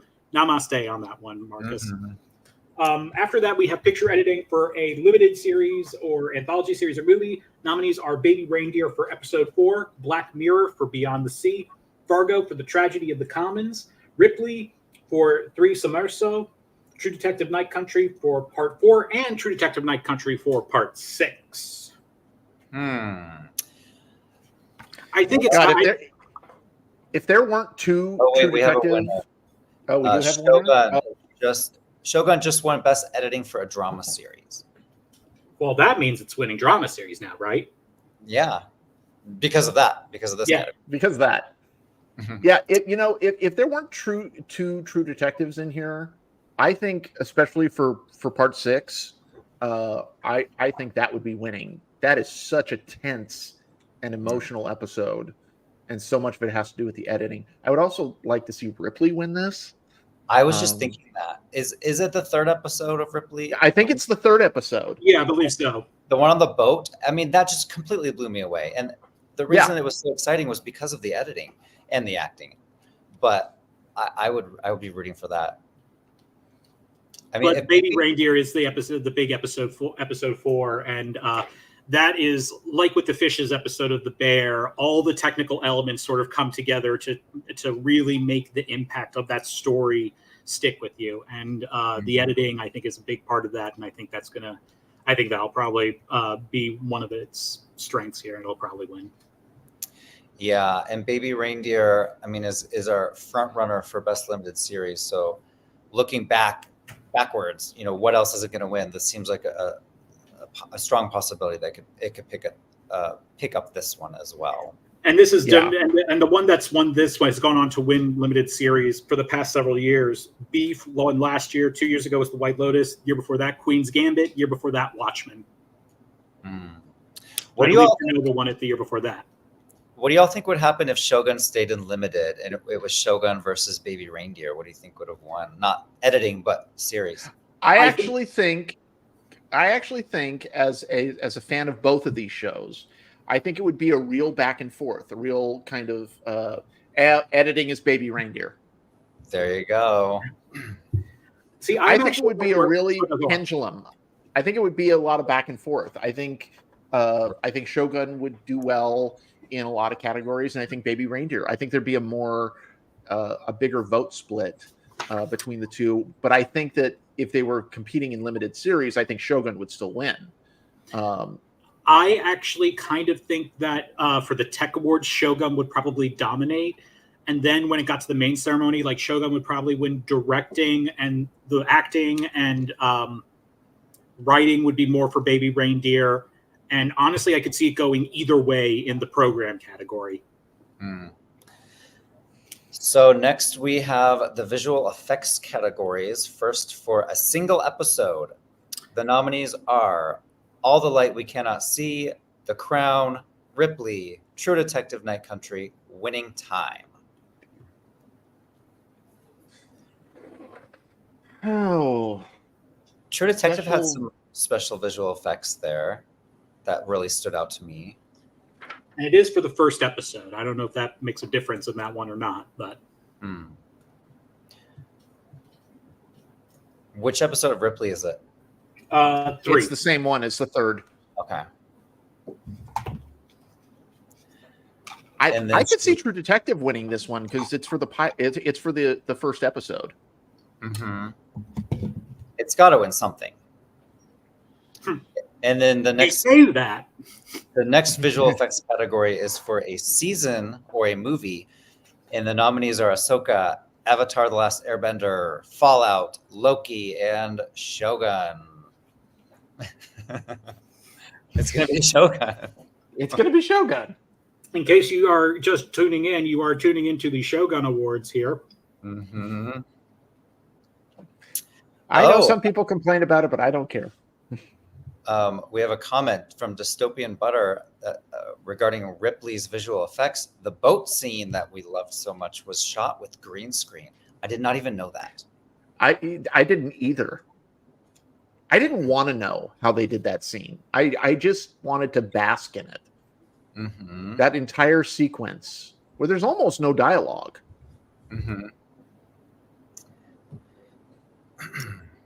Following that, we have one of the nerds in us love main title design. The nominees there are Fallout, Lessons in Chemistry, Palm Royale, Shogun, Silo, and Three Body Problem. I do love the Fallout one, but isn't it different for every episode? I think it is. And it comes at the end of the episode, which is strange, right? Like, I'm remembering that correctly, right? That's how I remember it. Yeah. Shogun is also up for main title theme music, which is coming later in the evening. And for me, I think the design is stronger here for Shogun than the music is. But knowing that we're in a sweep, it's probably going to win both. It's probably going to win both. Most likely. Every other network right now that is not named FX is just having an awful day. You know, whoever is any programming department head who passed on this is committing seppuku right now, right?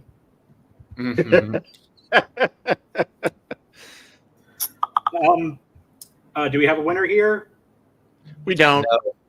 Oh, okay. Chris is saying Christopher. But Christopher Guest was there. She will be backstage shortly.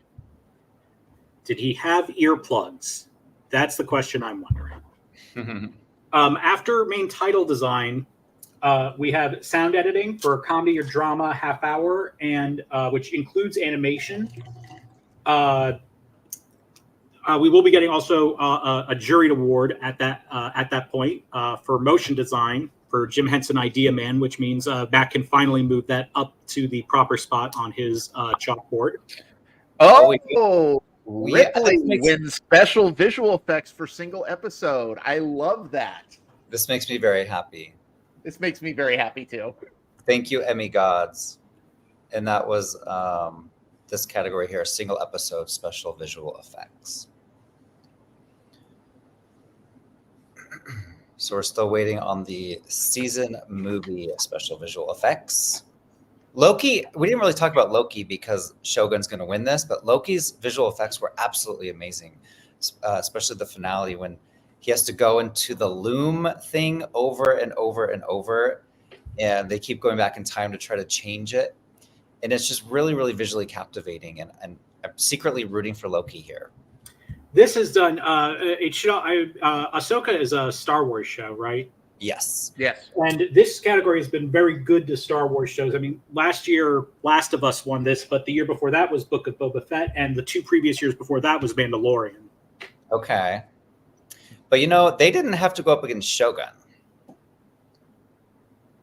So we said, and for those of you at home, we said Shogun again so you can drink. I And if you are playing that game, how are you still awake? How are you still alive? That's another question for another day. And were you going to talk? Oh, okay. Yes. You're going to talk about this one, sound editing half hour. Yes. So our nominees there are Ahsoka for Part 4, Fallen Jedi, The Bear for Forks, Blue Eye Samurai for All Evil Dreams and Angry Words, Only Murders in the Building for Sitz Probe, and Star Trek Lower Decks for The Inner Fight. And Shogun. I believe Shogun that's won. what, 9, 10? it's 9 or 10. This category here just won season, movie, visual effects. Yeah. Poor Loki, you were robbed, Loki. So we have 2 animated shows in the sound editing half hour category with Blue Eye Samurai and Star Trek Lower Decks. And animation has won here before. 2 years ago, Love, Death, and Robots won this prize in 2021.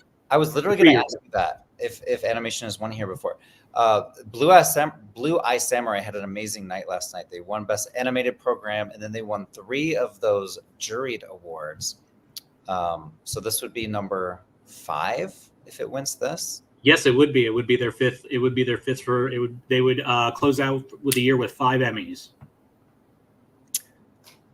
Although the bear episode is you said it's the Forks episode, right? It is Forks, yes. That's the one with Taylor Swift. Wait, she's in that episode? He sings the song at the end. I knew there was a reason I didn't like that episode. That's the one Eben Moss-Backrack has submitted as his episode for Best Supporting Actor in a Comedy Series. Yes, which we all knew the minute we saw it. Yes. We all knew exactly what it was going to be. We all knew he was probably going to win the minute we saw that episode. Although I'm still crossing my fingers for Paul W. Downs for Hacks for that whole scene on the airplane. Just I know when he yells, "Leave us alone!" That whole third season of Hacks was so good. The whole third season was just. I was almost pulling for Caitlin Olsen in drama, in comedy guest actress. She's fantastic. She's so great in that episode. We have a comment from ORWU. Shogun has now won 10 Creative Arts Emmys, which ties the Game of Thrones Creative Arts record for 10, just strictly at the Creative Arts. Which means the Game of Thrones people have their voodoo dolls out for Shogun to make sure they don't win anymore. But I think they're about to learn that voodoo is only practical if you practice it well in advance. And main title design goes to Shogun. So is that 11 now? I think so. So here's a question. Japan's chief import now is Emmy Awards. Is Emmy Awards. And I'm sure Trump will find a way to put tariffs on it. Anyway, damn right. Emmy should be buying American. So, are there any categories for the main ceremony next week that any of you are thinking that you might switch to because of Shogun's performance here? I was already predicting Shogun for every category except supporting actor. I think I have Billy Crudup there, but now I think I'm going to switch to Tadanobu Asano for supporting actor. Otherwise, I have Shogun. Let me correct something. And I wasn't sure why there was confusion between the chat and our own Slack chat about. There's debate about whether Shogun has won 10 or 11. A reminder that the one that they won yesterday. For I believe it was nonfiction series short form. That technically is its own program. That is not part of the Shogun win. So when we talk about number of wins, so I think they have 10, not 11. So it is not a part of the mainland Shogun Emmy winning universe. Correct. Yeah. Like remember Better Call Saul won for one of their short forms, and that didn't actually count. That didn't count. For the for the show itself? Oh, we have okay. It's a jury award. No, Chris is it's a jury award. They're announcing this one right here for Jim Henson Idea Man. Ray Richmond just sent us a very smart-ass thing in our Slack channel saying they're changing the title of All the Light We Cannot See to All the Shows That Shogun Beat. Mm-hmm. Bravo, Ray. Yeah, bravo, Ray. Yeah, I have been saying that Tadanobu Usano is a real threat to win supporting actor, mainly for two reasons. Number one, he is, I think, among all the shows and all the categories, I think he's one of the breakout characters of the year. I mean, Yabushige is just one of those characters that just leaps out of the screen the minute you see him, and you're just fascinated by him. And it's the only time because of what happens to him in the finale. I think the only thing that could maybe hurt him, if episodes still mattered, I wish he had submitted the finale and not the pilot. But because I think he's even better in the finale. But right, we know him more at episodes. We know him more at that point, and he has such an arc in that last scene opposite Hiroyuki Sanada. Where he finally, it's just a two-hander between the two of them before he gets his head cut off. But spoiler, sorry for all of you, but it's winning everything. So if you haven't seen it, that's your problem. So I've been predicting him pretty consistently throughout, and now I'm only more confident that I think he'll win. I'm going to switch to him. I already have Shogun winning series, actor, actress, writing, and directing. So I have it winning 5. I'm going to switch to the 6. I have it winning 6 next week. Following sound editing for comedy drama half hour, we have sound editing for comedy drama 1 hour. Our nominees there are Avatar: The Last Airbender for Legends, Fallout for The Target, Shogun for Broken to the Fist, Star Trek: Strange New Worlds for Hegemony, and Three Body Problem for Judgment Day. Is anybody else a fan of Star Trek: Strange New Worlds? Because I think that show is absolutely outstanding. I still have to remind myself that they are making new Star Trek shit. I think Daniel likes it. Rob likes it. That is just one outstanding show. I just absolutely love it. They did a musical episode that was one of the most astounding things I've ever seen. Where they just randomly went through some sort of anomaly that caused them to break into song in the middle of the episode at every opportunity. It was hysterical. And Anson Mount clearly has the best hair on television. Well, for this 1 hour category, I mean, let's pretend Shogun wasn't here. What do you think would win? I really like Fallout. I'm hoping Fallout wins. Did it win something earlier? I can't. No, remember. it has not.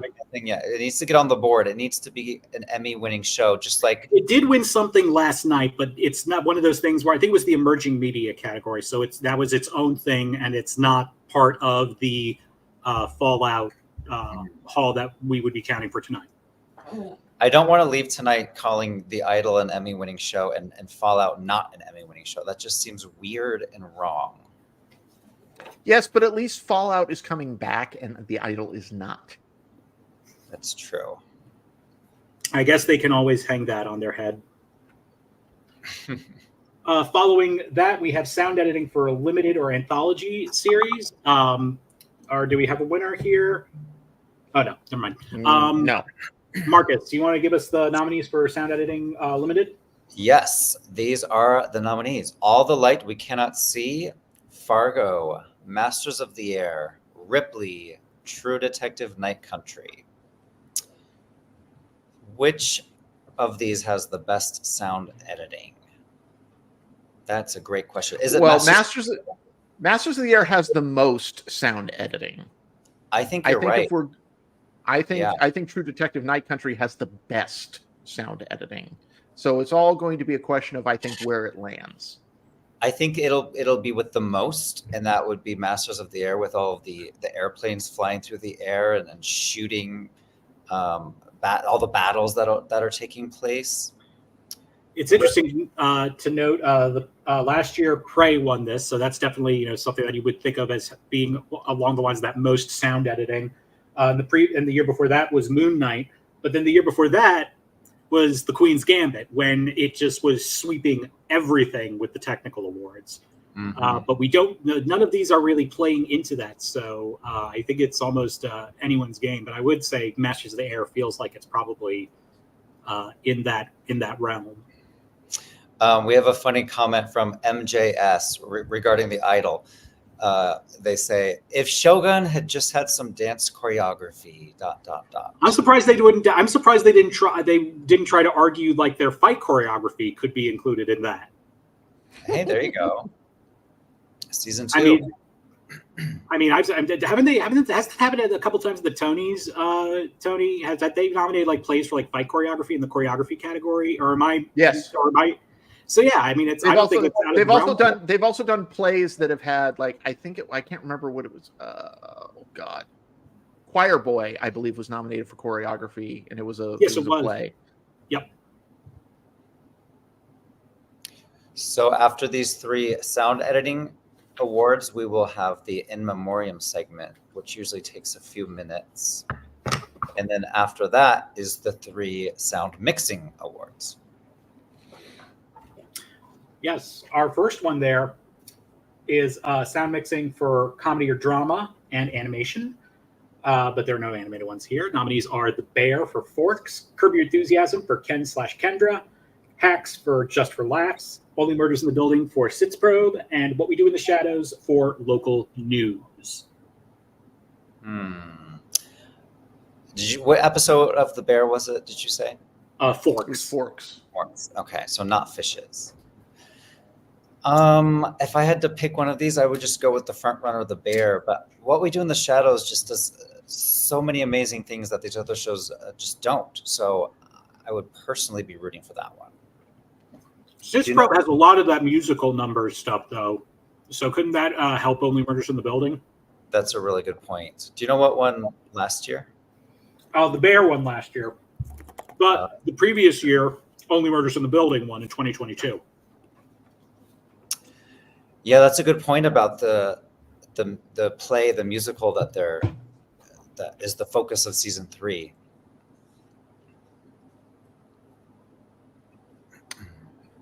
Yeah, I think it could be either one. Poor Hacks. Although once again, Charlie, cover your ears. There is also singing in that episode of The Bear with, She Who Shall Not Be Named. See, I didn't break my camera this time. Well, because Margot Martindale didn't win. Because Margot Martindale wasn't in this category. She told me I should invoice her for that. Did she really? Yes, she did. Wait, you told her you were so mad that she won that you threw your... Okay, I sugarcoated it, okay? How did you say But it? I did tell her about what happened, and she thought it was funny. How did you tell her? I did. I told her. Actually, I didn't even lie to her. I said I was so rooting for Laurie Metcalf.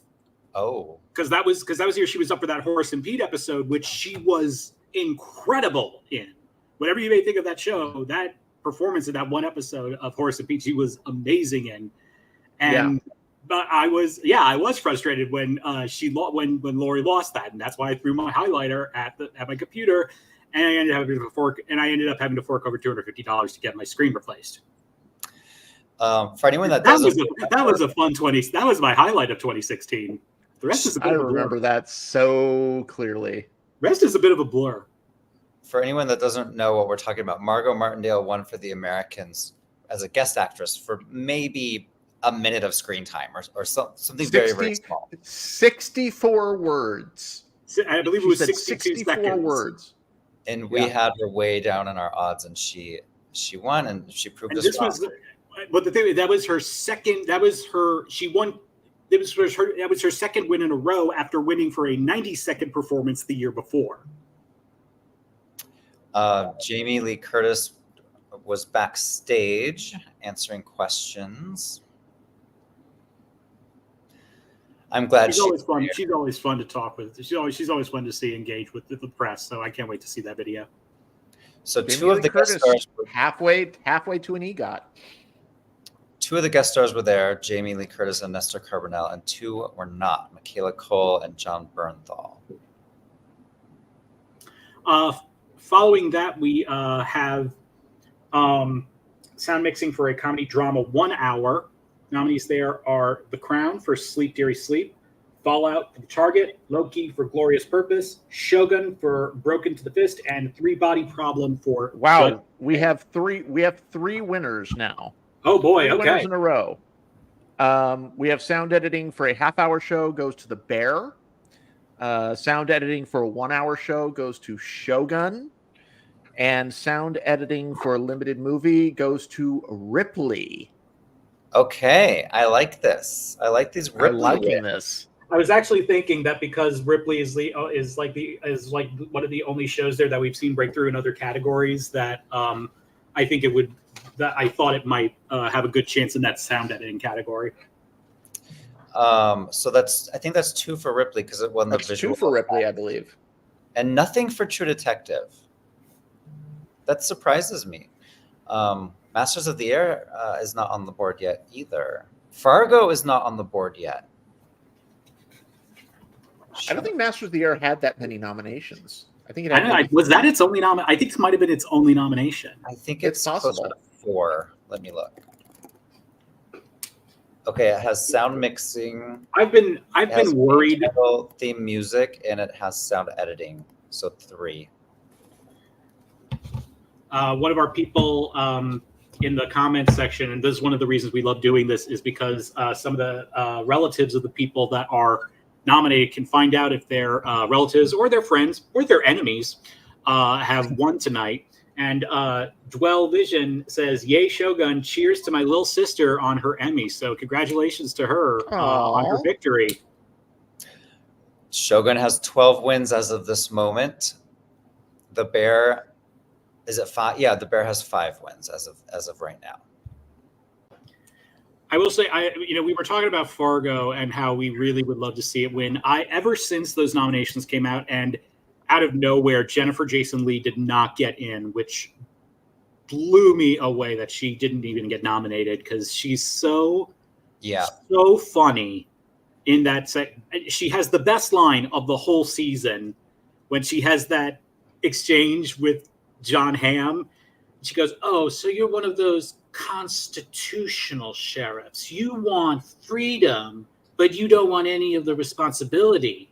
Well, there's only one person who gets that." And John Hamm goes, "The president?" And she goes, "A baby." You're right, to be a baby. Love that. God, that was the best line. That's not just the best line of that season for that show. That's the best line of the year for me. There's a fun statistic from Mike Hughes. All of the Berzato family members have Emmys now, except for Sugar Abby Elliott. And I'm wait till next year. Abby Elliott did not get nominated this year. That kind of blows me away that she got snubbed. It didn't really shock me based on the Bear exploded this year. Well, I mean, it was big last year, but it really, really exploded with those nominations this year. It didn't really shock me as much as that, mainly because I think that season 3 is really the breakout for Abby Elliott. If she doesn't get it next year, there's something wrong. Yes. Then we've got a Sarah Goldberg thing happening here, and that's just going to infuriate me. I still haven't recovered. I believe we're at the In Memoriam segment right now. Am I correct about that, Marcus? I think that's what they're doing. And then we're going to do the 3 sound mixings right after that. So I'm curious about something while we are waiting for things to come through. What I'm curious about is, one of the things we like being able to do here is, celebrate our nerddom and also celebrate, being right about things. And I'm curious for you guys so far tonight and with all the awards last night, were there any of the ones in our prediction center that were towards the bottom that you were predicting to win that actually happened, that you can say, yep, I called that one. I told y'all. The one that comes to mind, it wasn't at the bottom, but Blue Eye Samurai was not the odds leader for animated. It was X-Men, and that's one that I got right. I'm doing awful today, by the way. All of my long shots today have proven to be wrong. So last night I did really well, not tonight.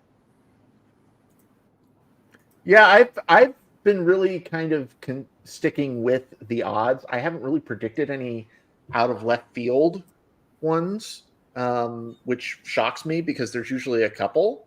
I don't have an Emma Stone to hang my hat on this year when it comes to the Emmys. But I think for me is sticking with Tadanobu Usano in supporting actor next week. I've been on that train since the very beginning.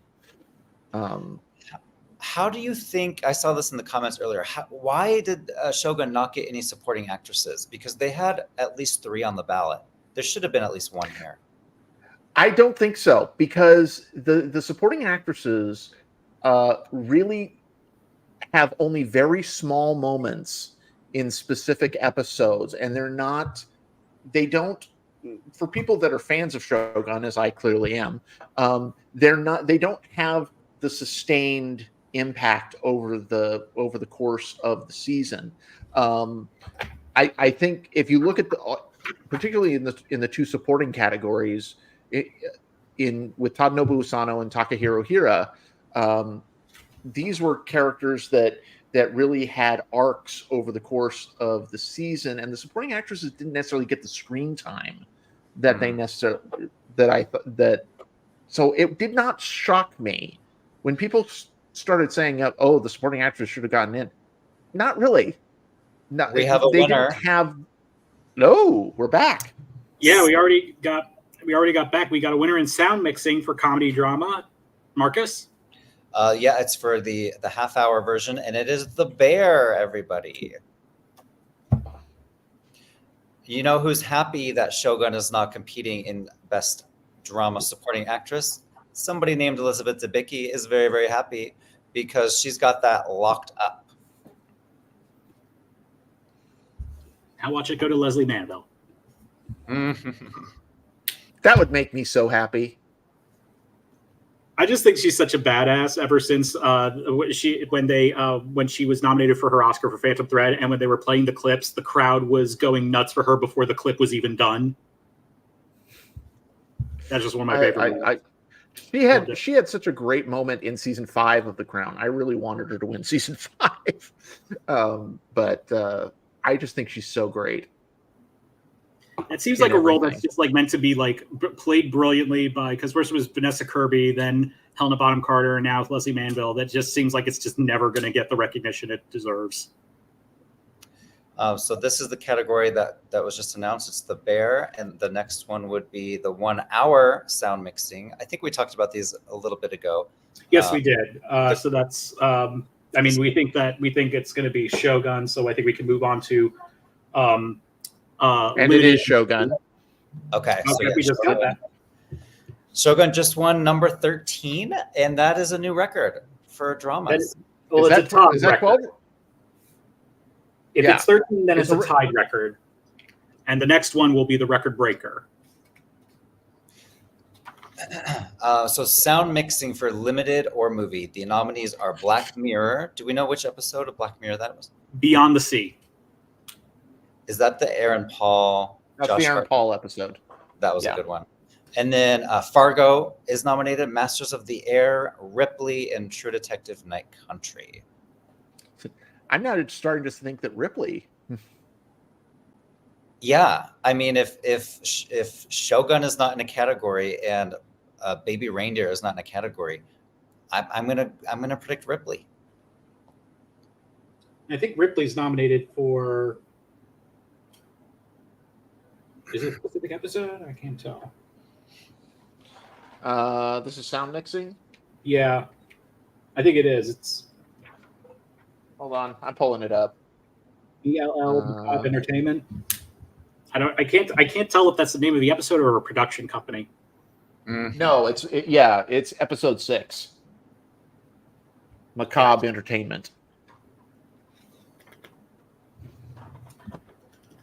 And following that, we have one of the performance categories, performer in a short form comedy or drama series.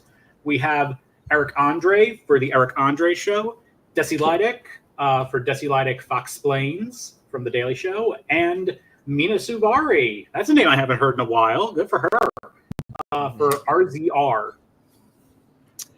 I only know of I'm not as familiar with Desi Lydic's bit, even though I do love her and I love The Daily, and I've been rediscovering my love of The Daily Show this year. And I wouldn't be surprised for her. It's interesting that they decided this year to merge it into just one performance category rather than just gendered. Part of me thinks, if someone like Tim Robinson can win this award 2 years in a row for a show like I Think You Should Leave with Tim Robinson, which is one of the most brilliant shows on television. I think sound mixing goes to Masters of the Air. Good for them. They're on the board. I thought that show was fantastic. I loved it. Yeah, you were a big fan of that one, Tony. It didn't get the love it deserved. It was good.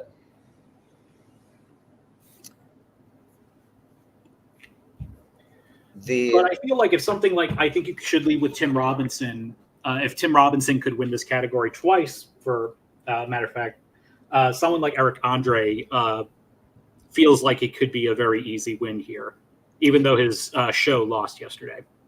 It's interesting because last year there was 3 actors in a short form nominated, and there was 3 actresses in a short form. And you're right, they've combined them, but instead of having 6, there's only 3. I don't know why.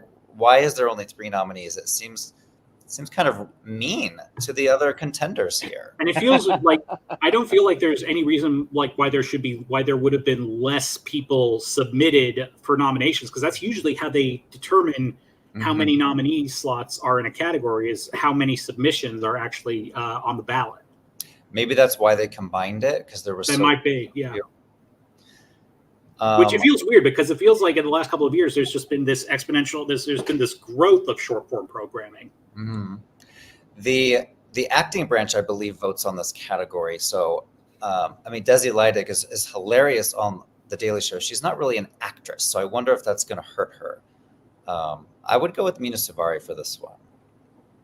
Eric Andre has been proving more and more of his acting bona fides in the last several years also, though, especially like he had a great guest arc on season 2 of The Righteous Gemstones, which was very entertaining to watch. And he's just and his show has been so memeable over the last several years. I can't count how many times I've been on a message board and randomly I've seen a GIF from the Eric Andre show come up on there. And then I remember, why am I in a message board? I hate this place. So Charlie, as the other person predicting Hacks for Best Comedy Series next week, are you thinking about changing your mind at all? Because I never said I was predicting Hacks. You're remembering things all wrong. I've always had the bear in there. I don't know what you're talking about. Because I think I'm going to make the announcement right now that I am officially a weakling and I am going to follow the herd and switch back to the bear. I am unfortunately feeling like I might be on that train as well. I would normally say that, like, of course, like the thing that's always been leading me towards it is Hacks is just so much funnier and it's so much stronger a competitor than Ted Lasso's 3rd season was last year to the bear. It's much stronger. And it's also been a proven winner in both directing and writing. But I'm probably going to be switching to the bear, and I'll probably be switching. I think I have the bear in directing, but not in Hacks in writing. I'll probably switch whichever one I have it in, I'll switch to the bear. And the winner is Eric Andre. Good for him. Very nice. Best short form performer. And they do love adults. They have shown that since they've introduced these short form categories, they do love Adult Swim shows. We've seen Children's Hospital do very well here. I believe Rob Corddry won this category a couple times in that. So this is very much in keeping with what they've done in the past with this. And by the way, the presenter for these categories right now is Parker Posey. So we have the 5 music composition categories coming up, starting with Best Music Composition for a Series. And is there 7 nominees? 1, 2, 3, 4. Yes, 5. There are 7 nominees. So it's Shogun versus these 6 losers. The Crown, Mr. and Mrs. Smith, Only Murders in the Building, Palm Royale, Silo, and Slow Horses. It's I mean, it's got to be Shogun. It's also got Atticus Ross behind that, so showing that he can work without Trent Reznor. Yeah, I mean, there's not much to add here. It seems pretty locked in. Let me ask this: Has Shogun lost anything tonight? I don't think it has. Maybe people in the forums or in the comments can tell us. Has Shogun been nominated for something tonight and lost? I don't think so. I don't think I'm trying so. to think. Because next week it's competing against itself for supporting actor and for is it writing or directing? So it can't win all 25. It's I think its threshold is maybe 21 or 22. Okay, thanks. Holo says Shogun has not lost anything yet. Following that music composition, we have original main title theme music. And our nominees there are Feud, Capote versus the Swans, which is done by Thomas Newman, Lessons in Chemistry, Masters of the Air, done by Blake Neely, Palm Royale, and Shogun, which is the same composers nominated in the category we're currently waiting for: Atticus Ross, Leopold Ross, and Nick Chuba. Now, for my money, I know, Tony, you're a huge Shogun fan, but this is not the best theme music, Shogun's music. Nobody alive can hum that theme song. So I'm hoping something else wins here. I'm actively rooting against Shogun here, and I'm rooting for Lessons in Chemistry. It's the only nominee here with lyrics. I'm rooting for Feud because I love Thomas Newman. I was actually there was a last weekend. There was a in DC. There was a Pixar putt golf course that was open for the summer, and I went to it last weekend. And while I was there, one of my favorite piece of music from WALL-E, Define Dancing, was playing. It just reminded me what a brilliant composer Thomas Newman is, and I was just like in heaven during that whole thing. Yeah, I was trying to come up with a smart ass response. Music composition, Only Murders in the Building. Oh my gosh. It's first Shogun one. lost something. Shogun lost music? I'm shocked. Brings great shame and dishonor. Has Only Murders won this specific category before? Does anybody know the music? Is this the first win for Siddhartha Khosla, who's also did the music for This Is Us? He's done a lot of interviews with Gold Derby, and I'm really happy for him. I think this might be his first win. Am I wrong about that?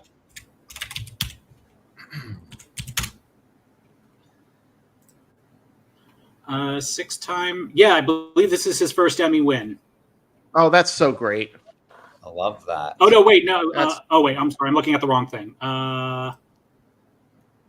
Yes, this is his first Emmy win. Oh, that's fantastic. Good for him. Only Murders. Wow. So good for them. Following that, we have Outstanding Original Music and Lyrics. Tony, do you want to do those? Yeah, oh, wait, hold on. Oh, sorry, that was different. Apparently, Siddhartha Khosla. Oh, no, wait. Sorry, that was Eric Andre. Eric Andre is imploring the audience to not give his mom ketamine, even if she asks.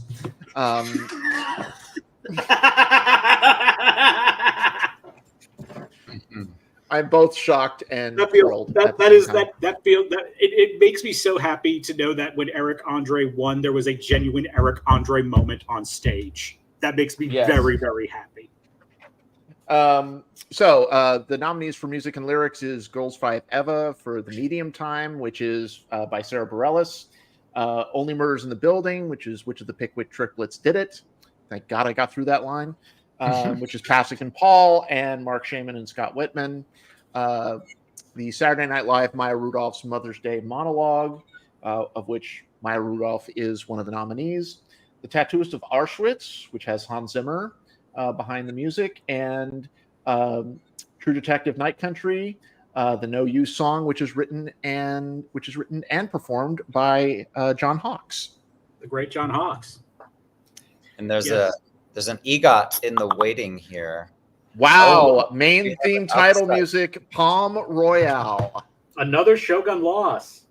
So Yes. Shogun just lost both of the music composition categories that it was nominated for. That's huge. Yes, that is huge. So for music and lyrics, there's an EGOT in the waiting here. Pasek and Paul, if they win for which of the Pickwick triplets did it, they will be EGOT recipients. Not And the youngest, though. It was brought up yesterday that the youngest is still, I believe, will still be, or is the youngest, or is it the quickest that Bobby Lopez? I think it might be both. And it's nice that, and I will say, it's nice that Pasek, Shaman, and Whitman let a straight guy like Justin Paul get in on the glory for this. So it is nice that there is diversity there. I agree with Josh Friedman that Lessons in Chemistry was robbed here for the best music theme, main title theme music. I don't agree with the second thing, though. I liked Palm Royale as a theme and as a show. It wasn't my favorite theme song of the year, but I still liked it. Well, it made me laugh at what you said is, I can't hum the theme song for Shogun. Can you hum any of the other ones? That's a good point. I'm humming it right now in my head. You can't hear that? That's the Quaaludes. There's nothing in there, so you're hearing the echo, Marcus. I also wanted to mention about this music and lyric category that we have the Maya Rudolph song, and she did a panel with Gold Derby. It was her and the songwriters. She was one of the songwriters and the music person as well. It was a really fun panel. And at the end, I asked everyone, what do you think about season 50 coming up? It's a big number. And she said, Maya Rudolph said, it makes me think of, I'm 50 years old. I like to kick and kick. I'm 50. And she goes, that's not even my character. I absolutely loved it. And as someone who's proof interviewed that Molly we need Shannon, to get Molly Shannon an Emmy. as someone who's interviewed Molly Shannon twice, that I'm sure that would just tickle her to know that Maya brought that up. I think you should send that clip to her. I will. Now that you and Molly are best friends. Yes, we are. I will say, she is such a delight. Truly, she's one of those people who, at least I've found, when we get in this business, have this, we've gotten to interview people. She's like one of those people that I was just like, I'm really hoping she's as nice as I hope she is, and dear God, she is. And I know we've each had people that we've interviewed that we feel that way about, and I'm glad that I could say that she's one of those I get to say that about. Mm-hmm. After music and lyrics, we have music supervision, which our nominees are Baby Reindeer for episode 4, Fallout for The End, Fargo for The Tragedy of the Commons, Mr. and Mrs. Smith for A Breakup, Only Murders in the Building for Grab Your Hankies, and True Detective Night Country EGOT for Pasek and Paul, Only Murders in the Building. They did it. Only Murders in the Building. I believe that's now 21 people, 21 individuals that have EGOTs. I think it was 19 before. I think now it's 21. Somebody correct me if I'm wrong. Young boys, when Mama takes you to the JCC, you listen to her.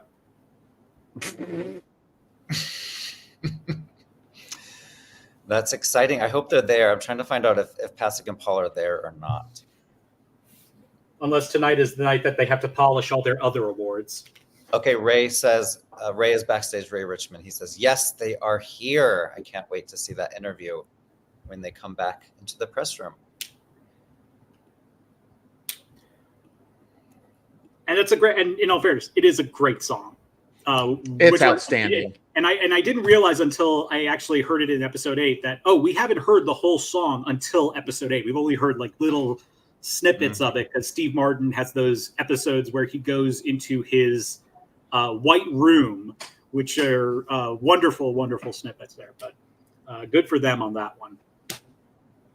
Even though some people will probably question all the Dear Evan Hansen wins, but I think we'll let it slide. Daniel Montgomery says, I think that might be the fastest to EGOT. Robert Lopez took 10 years. I believe Paskin Paul took 8 between La La Land and Only Murders in the Building. Yeah. That's insane.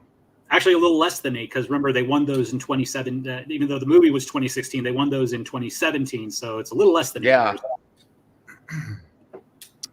So back to this music supervision. Our odds at Gold Derby have Fallout winning this. And so that would make me incredibly happy. But I mean, Baby Reindeer is our big front runner here for limited series. So I might be picking that one.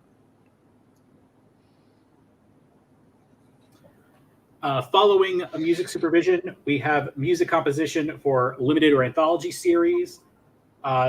Nominees there are All the Light We Cannot See, Fargo, Lawman, Bass Reeves, or is it Bass Reeves? Am I pronouncing that right? Reeves. It's Bass Reeves, Bass okay. Reeves. Lessons in Chemistry, and The Tattoo Artist of Auschwitz.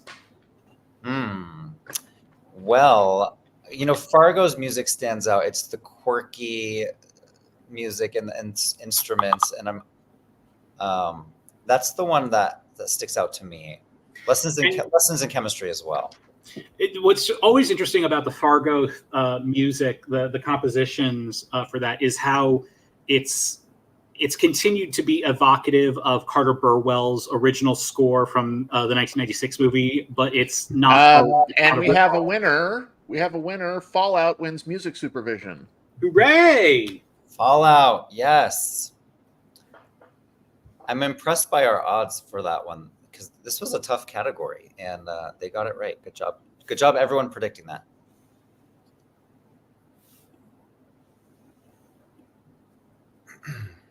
Did we have any other comments about limited movie composition?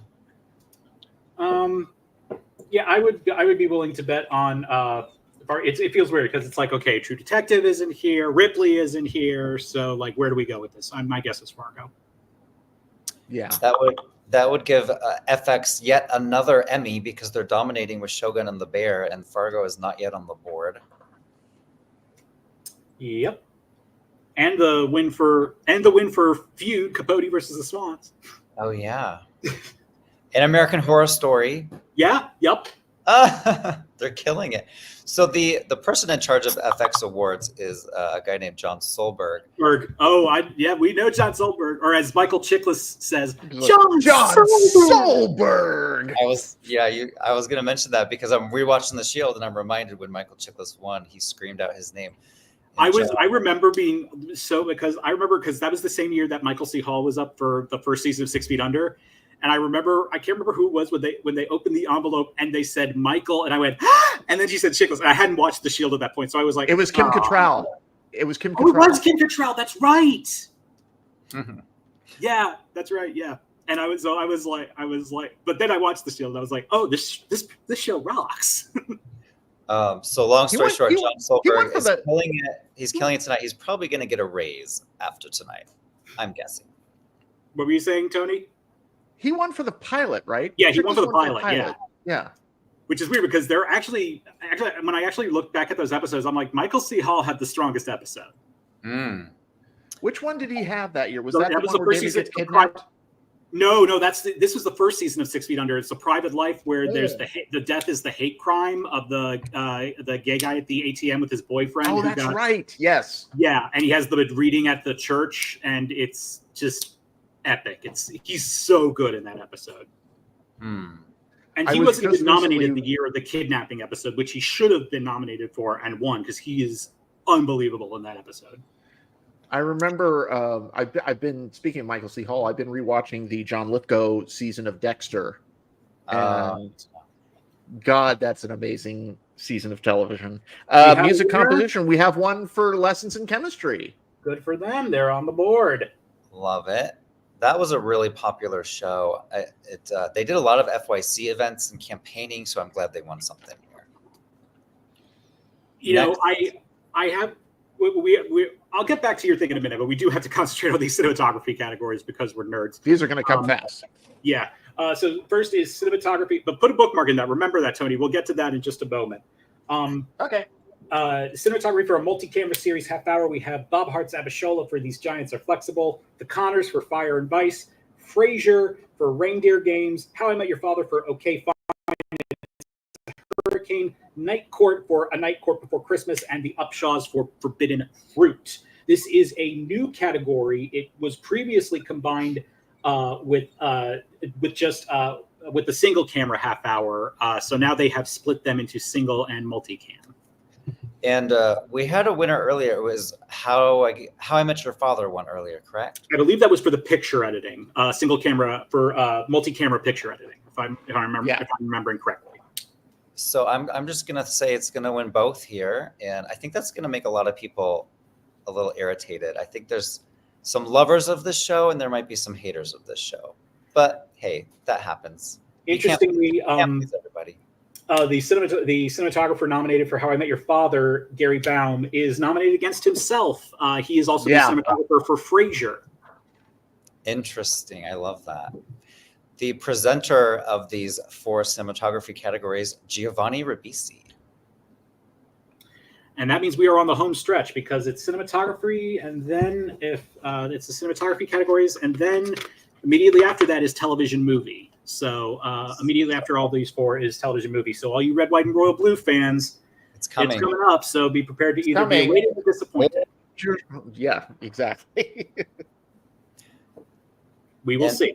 Following single camera half hour, multi-camera half hour, we have single camera half hour. Tony, you want to give us those? Yeah, we have The Bear for Forks. We have Hacks for Just for Laughs. We have Physical for Like a Rocket.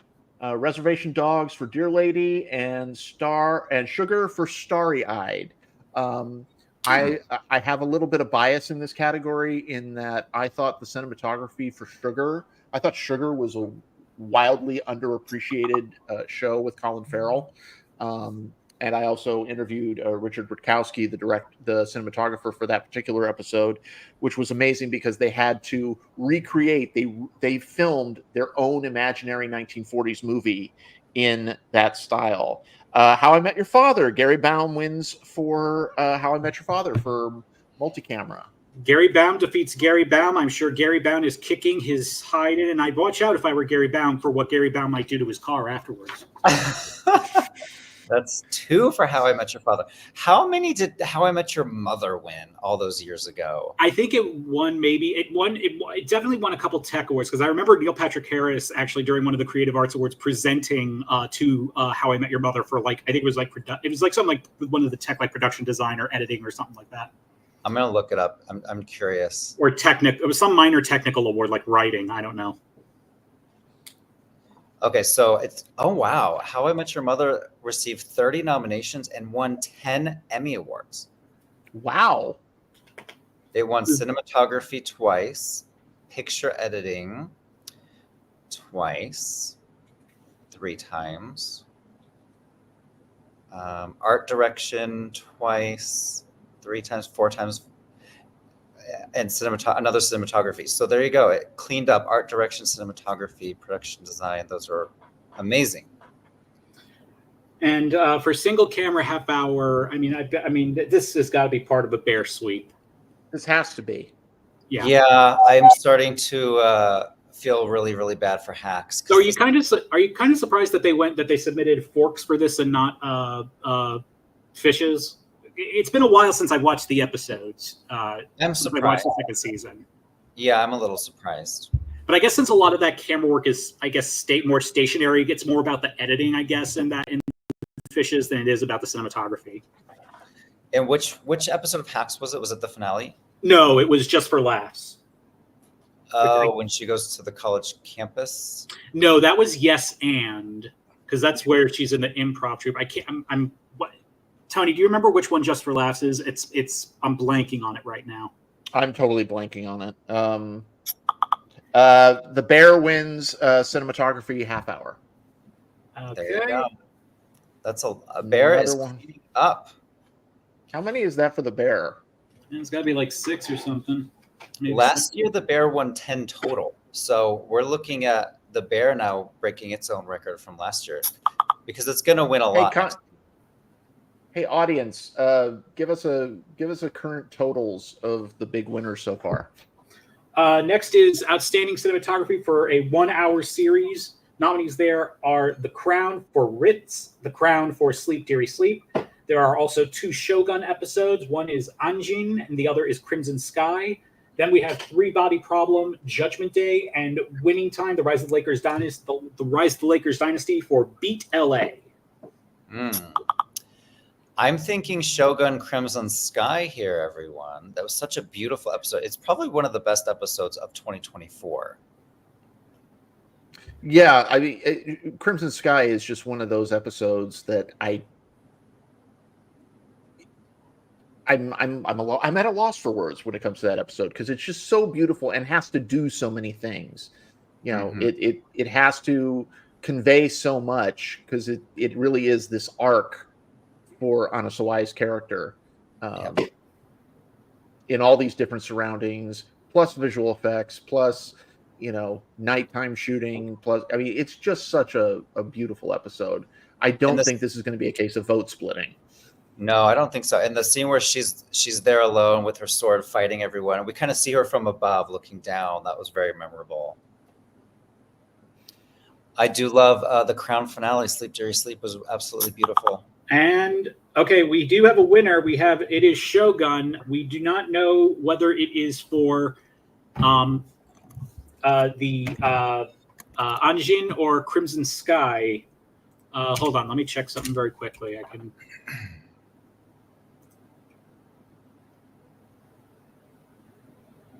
They don't have it on the Emmy website yet.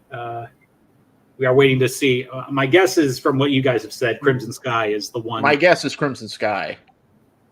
For the last 15 minutes alone. I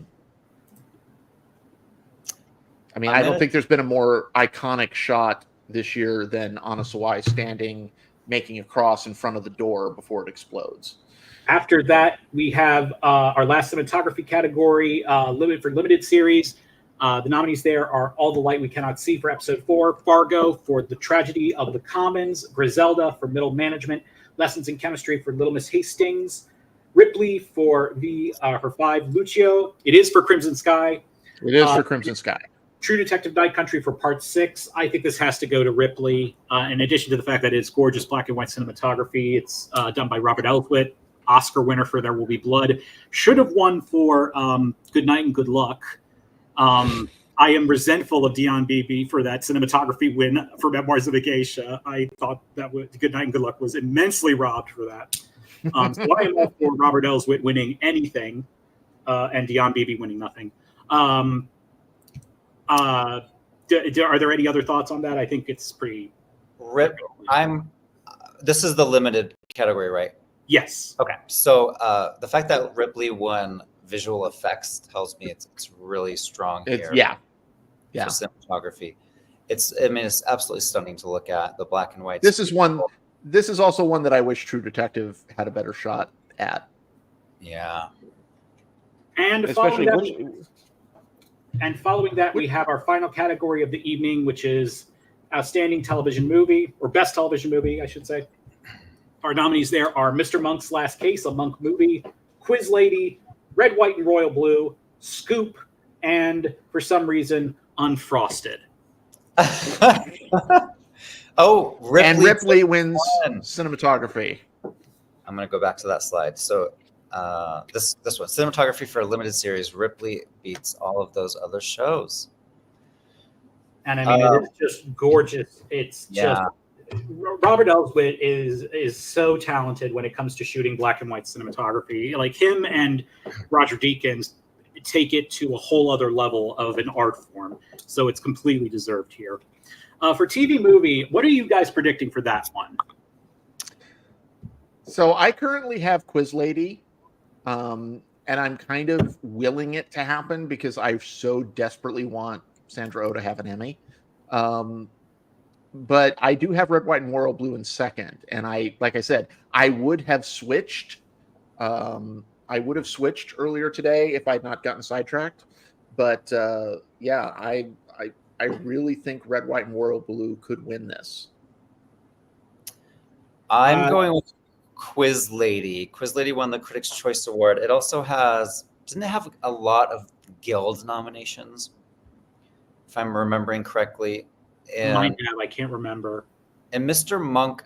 So we talked about this on another Slugfest, how there's been a lot of TV show, like ended TV shows that come back as a TV movie. They all get nominated. None of them win. Deadwood, Breaking Bad, Unbreakable Kimmy Schmidt. And so this seems to be like a pattern. So that makes me worried about Mr. Monk here.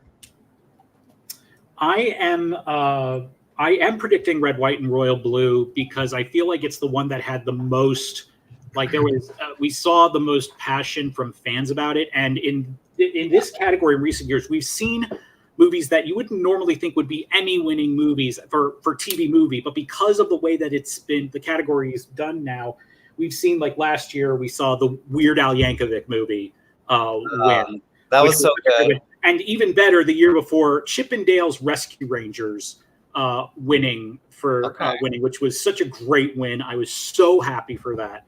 I just feel like it's kind of there, although it's really hard to gauge with this because for each one of these, it's their only nomination. Yeah, that's so weird. Some celebrity nominees for this specific category. Awkwafina and Sandra Oh would win for Quiz Lady. Jerry Seinfeld would win for Unfrosted. Greg Berlanti for Red, White, and Royal Blue. Tony Shalhoub would get another Emmy if Mr. Monk's Last Case wins. So the last presenter is out on stage, and it is, let me look. And playwright Matthew Lopez would also win if Red, White, and Royal Blue were to prevail here. The last and in Unfrosted, if Unfrosted were to win, Spike Feresten, the legendary TV comedy writer, would win that, who infamously wrote the Soup Nazi episode of Seinfeld. Okay. The last presenters are on the stage. Harriet Dyer and Patrick Bramell from Colin from Accounts, two very, very funny people. I would love to be in the room as they're speaking. Yeah, we're on pins and needles. Whenever I see Chris Beecham typing, I'm just like, oh God. Typing, I'm like, what? We're all just going. So we're all just like, please, come on, give it to me. We have some totals we could talk about from Josh Friedman. Shogun 14. That's the new record. Officially the record. The Bear 6. Ripley and Only Murders 3 each. The Crown and The Morning Show 2 each. So Shogun is going to, if it has 14 tonight, plus it's going to win series, it's going to win. Quiz Lady. Quiz Lady wins. Sandra Oh and Awkwafina both have won Emmys. That's going to make a lot of people happy, and it's going to make a lot of people mad. That's a shame. I'm sure. Quiz Lady is great. Don't get me wrong. Quiz Lady is great, but I mean, I just loved. I loved some the one-liners in Red, White, and Royal Blue were my personal favorite. Like when it's the scene in the hotel room when Zara finds them together. That's the scene for me. It's like, technically, I'm the spare. You're not helping. I just want to Brexit your head from your body. Yes, Sandra, Your Royal Highness. Sandra Oh has 14 nominations. This is her first win, so it's time. It's time. Thank you. Which just shows the Emmys were willing to give it to her. They just didn't want it to be live. Daniel says Red, White, and Royal Blue could win for its sequel. So we're already we are getting a sequel to it. We are getting a sequel. And if Sandra Oh is apparently not there, but Awkwafina is accepting. Oh, I love Nice. that. Okay, that's cool. I'm down for that. So yeah, that concludes at least the actual part of that is all the winners for this evening. In case you are just joining us, the Japan has taken over the Microsoft Theater, or whatever the hell that thing is called now, Peacock. next to the Oh, it's the- crypto.com Your Name Here arena in Los Angeles. We all bow down now to our Japanese overlords and wish them, and I, for one, welcome our Japanese overlords. I remind them that as a trusted showbiz reporter here, I can toil and spread propaganda for them on any level that they wish. I mean, you're not wrong, because not only Shogun winning, but also Blue Eye Samurai won 5 Emmys as well. Yep. Yeah, Blue Eye Samurai came up pretty well. Japan is having a wonderful evening. Japan and FX have taken over. Mm-hmm. So I mean, do we think? No, go on. We asked this. I asked this earlier in the evening, but now that we have like a full a chance to zoom out and look at everything, where does this lead you for next week? So the Bear last year won 10, like I said, and I believe that's the record of for a comedy, and it wins 6 tonight, so it's going to win series. That'll be 7. Apparently 7. It's won 7 Okay. tonight. So if it wins series, actor, writing, directing, supporting actor, I think those 5 are pretty safe. So we're talking about 12. I don't think actress is safe, even though Hacks didn't win anything. I don't know if Io could beat Jean Smart. I've always said, before I watched the season of Hacks, I was always very wary of Io moving into lead in a sense that I think she can do it, even with Jean Smart. And then I find when I watched the season of Hacks, I felt like, oh, well, there's no way Jean Smart loses this. But, this is one where that category, I think it always was more uncertain than I think a lot of us were willing to admit. But tonight feels like it's just sort of solidified that and has really made that category a lot more uncertain. And I'm sure Io is the idea of beating Jean Smart is something that she is not looking forward to. I don't even think Io wants to beat Jean Smart. No, that's what I'm saying. She doesn't want to. Yeah. If she was still down in supporting, she would have won supporting probably. But does that give you, because like I was saying last night, I don't think Hannah Einbinder, I feel very confident. I'm still feeling fairly confident about Hannah Einbinder in supporting actress. Mm-hmm. Because of what's her name? I can never remember her name from The Bear. Liza Colón-Zayas. Yeah, Liza Colón-Zayas. Because I was originally thinking that she was a lock to win, and then of course I watched the second season. I watched the 3rd season of Hacks, and I was like, "Oh, this is Hannah's to lose." Mm-hmm. And I think the fact that I still feel like good with Hannah, because I feel like Meryl being there she's gonna have her own faction there, and that's gonna draw votes, and that's gonna kind of take those from the same pool. Mm-hmm.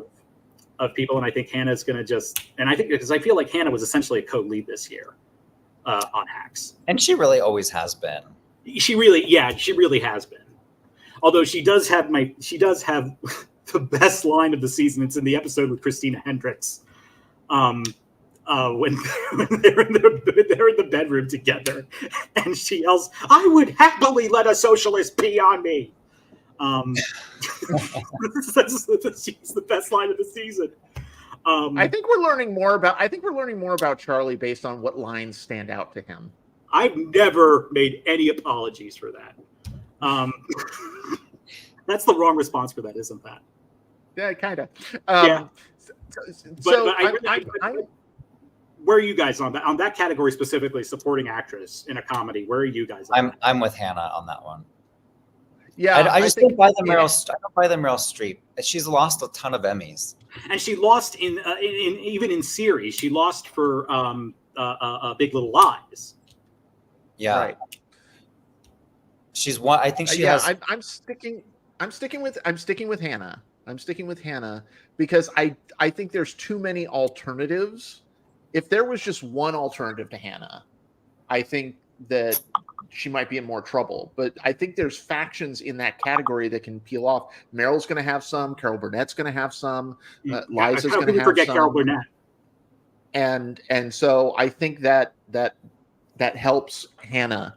I think the race where I'm still kind of struggling is limited series lead actress. Because I've had Jodie Foster. I still have Jodie Foster. I still think that Jodie Foster's out front, but I think there's room for an upset there. Yeah, I feel like because I had Juno Temple for the longest time, and then my most recent run through of my predictions, I switched to Jodie Foster because I finally said to myself out loud, I said, I think this is more hoping than what I think will actually happen. And it's hard to argue with 19 nominations, although it should be said, no wins tonight. A big old goose egg. But the same was true for Fargo, though, right? They didn't win anything. Yeah, Fargo didn't win. Lessons in Chemistry won one thing. I'm going with Brie Larson next week for lead actress. Not because of the creative arts, but just because it's such a transformative role for her. I want to go back to Meryl Streep 1 second. Meryl Streep has been nominated for 6 Emmys now, and she's won 3. She won for Holocaust, she won for Angels in America, and 5 came back as a narrator. So a lot of people are predicting her because she's Meryl Streep, but Meryl Streep gets nominated more than she wins, which is, I mean, that's an obvious statement, but she gets nominated quite a bit. Yeah, I'm kind of, I'm there on that same page with you. Also on the comedy side, I'm curious about writing and directing. I would say it's probably safe to say that The Bear is out front in both of those, but do you feel like there's one in which it's more vulnerable than the other to hacks? I don't know. It's because Hacks is such, Hacks won writing and directing for season 1. So, which is what The Bear did last year. The Bear won writing and directing. So you can't say one is stronger than the other if they've both won those races. And specifically for Fishes, people have been talking about this episode for a year now. And I think I'm just resigned to going with The Bear in every category except for actress and supporting actress. Yeah, I think if John Bernthal hadn't won, I think I would be a little bit less likely to stick with Fishes winning both. Since Fishes won both, there's clearly just a lot of love for that particular episode. It was the episode of 2023, it was the episode of 2023, and I just think that I now am more convinced than ever that it's going to win both. Yeah, and same with the drama side. I think after tonight, Crimson Sky is probably going to win writing and directing, and you can pretty much lock that in. Yeah, I think what we've seen is that when they like something, they really like it. I know it's maddening for people. I know people are always screaming like, yeah, we want variety, we want variety, we want variety. But, when they love something, they're just going to go with it. And this is probably, we're probably going to get another season of Shogun for at least a year, maybe 2.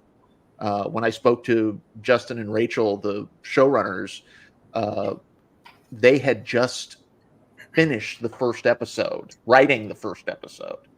We haven't even gotten to the point where they're ready to start filming yet. So it's going to be at least, and post-production for the first season was, I want to say 11 months maybe. So it's going to be a while before we get the second season of Shogun. So, And then it'll probably just be replaced by something else that'll sweep because Academy voters only watch 3 shows. Yeah, with The Crown and Shogun gone, Succession is not coming back. Next year is going to be really exciting in drama series. Like, what's going to be the new hit that's going to just dominate and win every single category? Back to one thing I thought about Jodie Foster is I don't think True Detective will go 0 for 19. I think that it might go 1 for 19, and we have seen that before. I remember, you guys remember when Mildred Pierce got a bunch of nominations and practically didn't win anything except for Guy Pearce and Kate Winslet? And I remember Kate Winslet winning, and she's like, "Oh, thank God! I thought we weren't going to win anything." Well, that was also the year of Downton Abbey. Yes. So the first year of Downton Abbey. Yeah, so I think Jodie Foster is one of those. It's a performance that I've never seen her give before, because I've never seen her be that hateful of a human being. Because for most of that series, she is an absolutely despicable human being through most of it, and she's kind of more of an anti-hero than anything else. And especially in the finale where she just kind of lets everything go. I think I'm sticking with her. I would love to see Juno Temple win. My heart goes between those two, but I think with it being the most nominated, I think it'll get something, and I think it'll be Jodie. Before we go, there is good news for True Detective. If it loses everything, that's not a record. The record was The Handmaid's Tale, lost 21 in 1 year. So True Detective 19, if you go with 19 losses, you're not going to be in any history book. No one will remember that. I mean, if you go for that many losses, you want to be the record holder, though. So congrats to The Handmaid's Tale. You will remain the loser for quite some time. Yeah, well, and we have the final season of The Handmaid's Tale coming. That's true. That's right. Yep. Yes. This has been a fascinating evening about why why Shogun and The Bear and Baby Reindeer will be winning almost everything next week. And for some of us, for some of those things, that'll be a good thing for some of us. For other people, for other things, it'll be a bad thing. But we'll see what happens. And who knows? Maybe if there's enough rage on the internet, that'll actually make the Academy change something. I'm just kidding. That's not going to happen. We're all for rage. Rage is great. We welcome the rage. Rage is beautiful. Rage is wonderful. I know. You know what I say. If there's a sweep for all of them, storm the Capitol. The views expressed in this coverage do not necessarily reflect the views of Gold Derby. You can sign up for my manifesto. Really quick before we go, Josh Friedman brings up a good thing in the comments. Do we think that after the wins for Ripley, Steven Zalian can win for directing?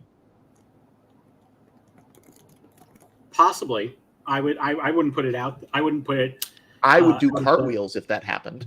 That would be incredible. But I still think that because me doing cartwheels? Yes, actually, yes. I think that's more amazed than me. I think that's a really smart comment, because Baby Reindeer is probably winning series and writing, but it's not a lock in directing. I will say last year, I did think, because The Last of Us did really well in the tech in the tech categories last year at this part of the Creative Arts Awards, that I was predicting it in directing last year. I was using that logic, and that ended up not happening. It still went to Succession. So that's why I'm going to stick with Baby Reindeer on that, because I feel like it's going to be just part of that. I am too. Yeah. Well, everyone, we thank all of you for joining us. This has been a lot of fun. We've had some laughs, we've had some cries, mainly laughs, and a lot of rejoicing for great shows. And next week we get to do it all over again with the primetime ceremony. You'll be seeing pre-show. Our annual pre-show hosted by Rob LaCuria, and our post-show hosted by Matt Noble, who you saw do a fantastic job last night. We'll all be here, and keep going to goldderby.com, updating your predictions. We know we will be. at every moment, at every turn. It is all we will be thinking about, and it's all for you guys. So just keep that in mind. Marcus, Tony, thank you for joining me on this incredible journey. And we also thank Chris and Ray in the press room for all the work they were doing in keeping us up to date on winners. And Marcus, we also, again, want to thank you and Latasha for the work you did last night in the press room, which was fantastic. And also Denton and Daniel, who helped out. We just want to thank all of Gold Derby for helping to make and this. Keith, thank you, Keith. Keith, yes, Keith, we love you. Mwah. And I owe you a drink next time I'm in Los Angeles, which will hopefully be next year. And so, again, come back, keep coming to Gold Derby throughout this week. And even past this, we got TIFF going on right now. Oscar season is just heating up, and everything you'll be able to follow right here at Gold Derby and nowhere else. Nowhere else. Thanks, everyone. We'll see you later. Bye.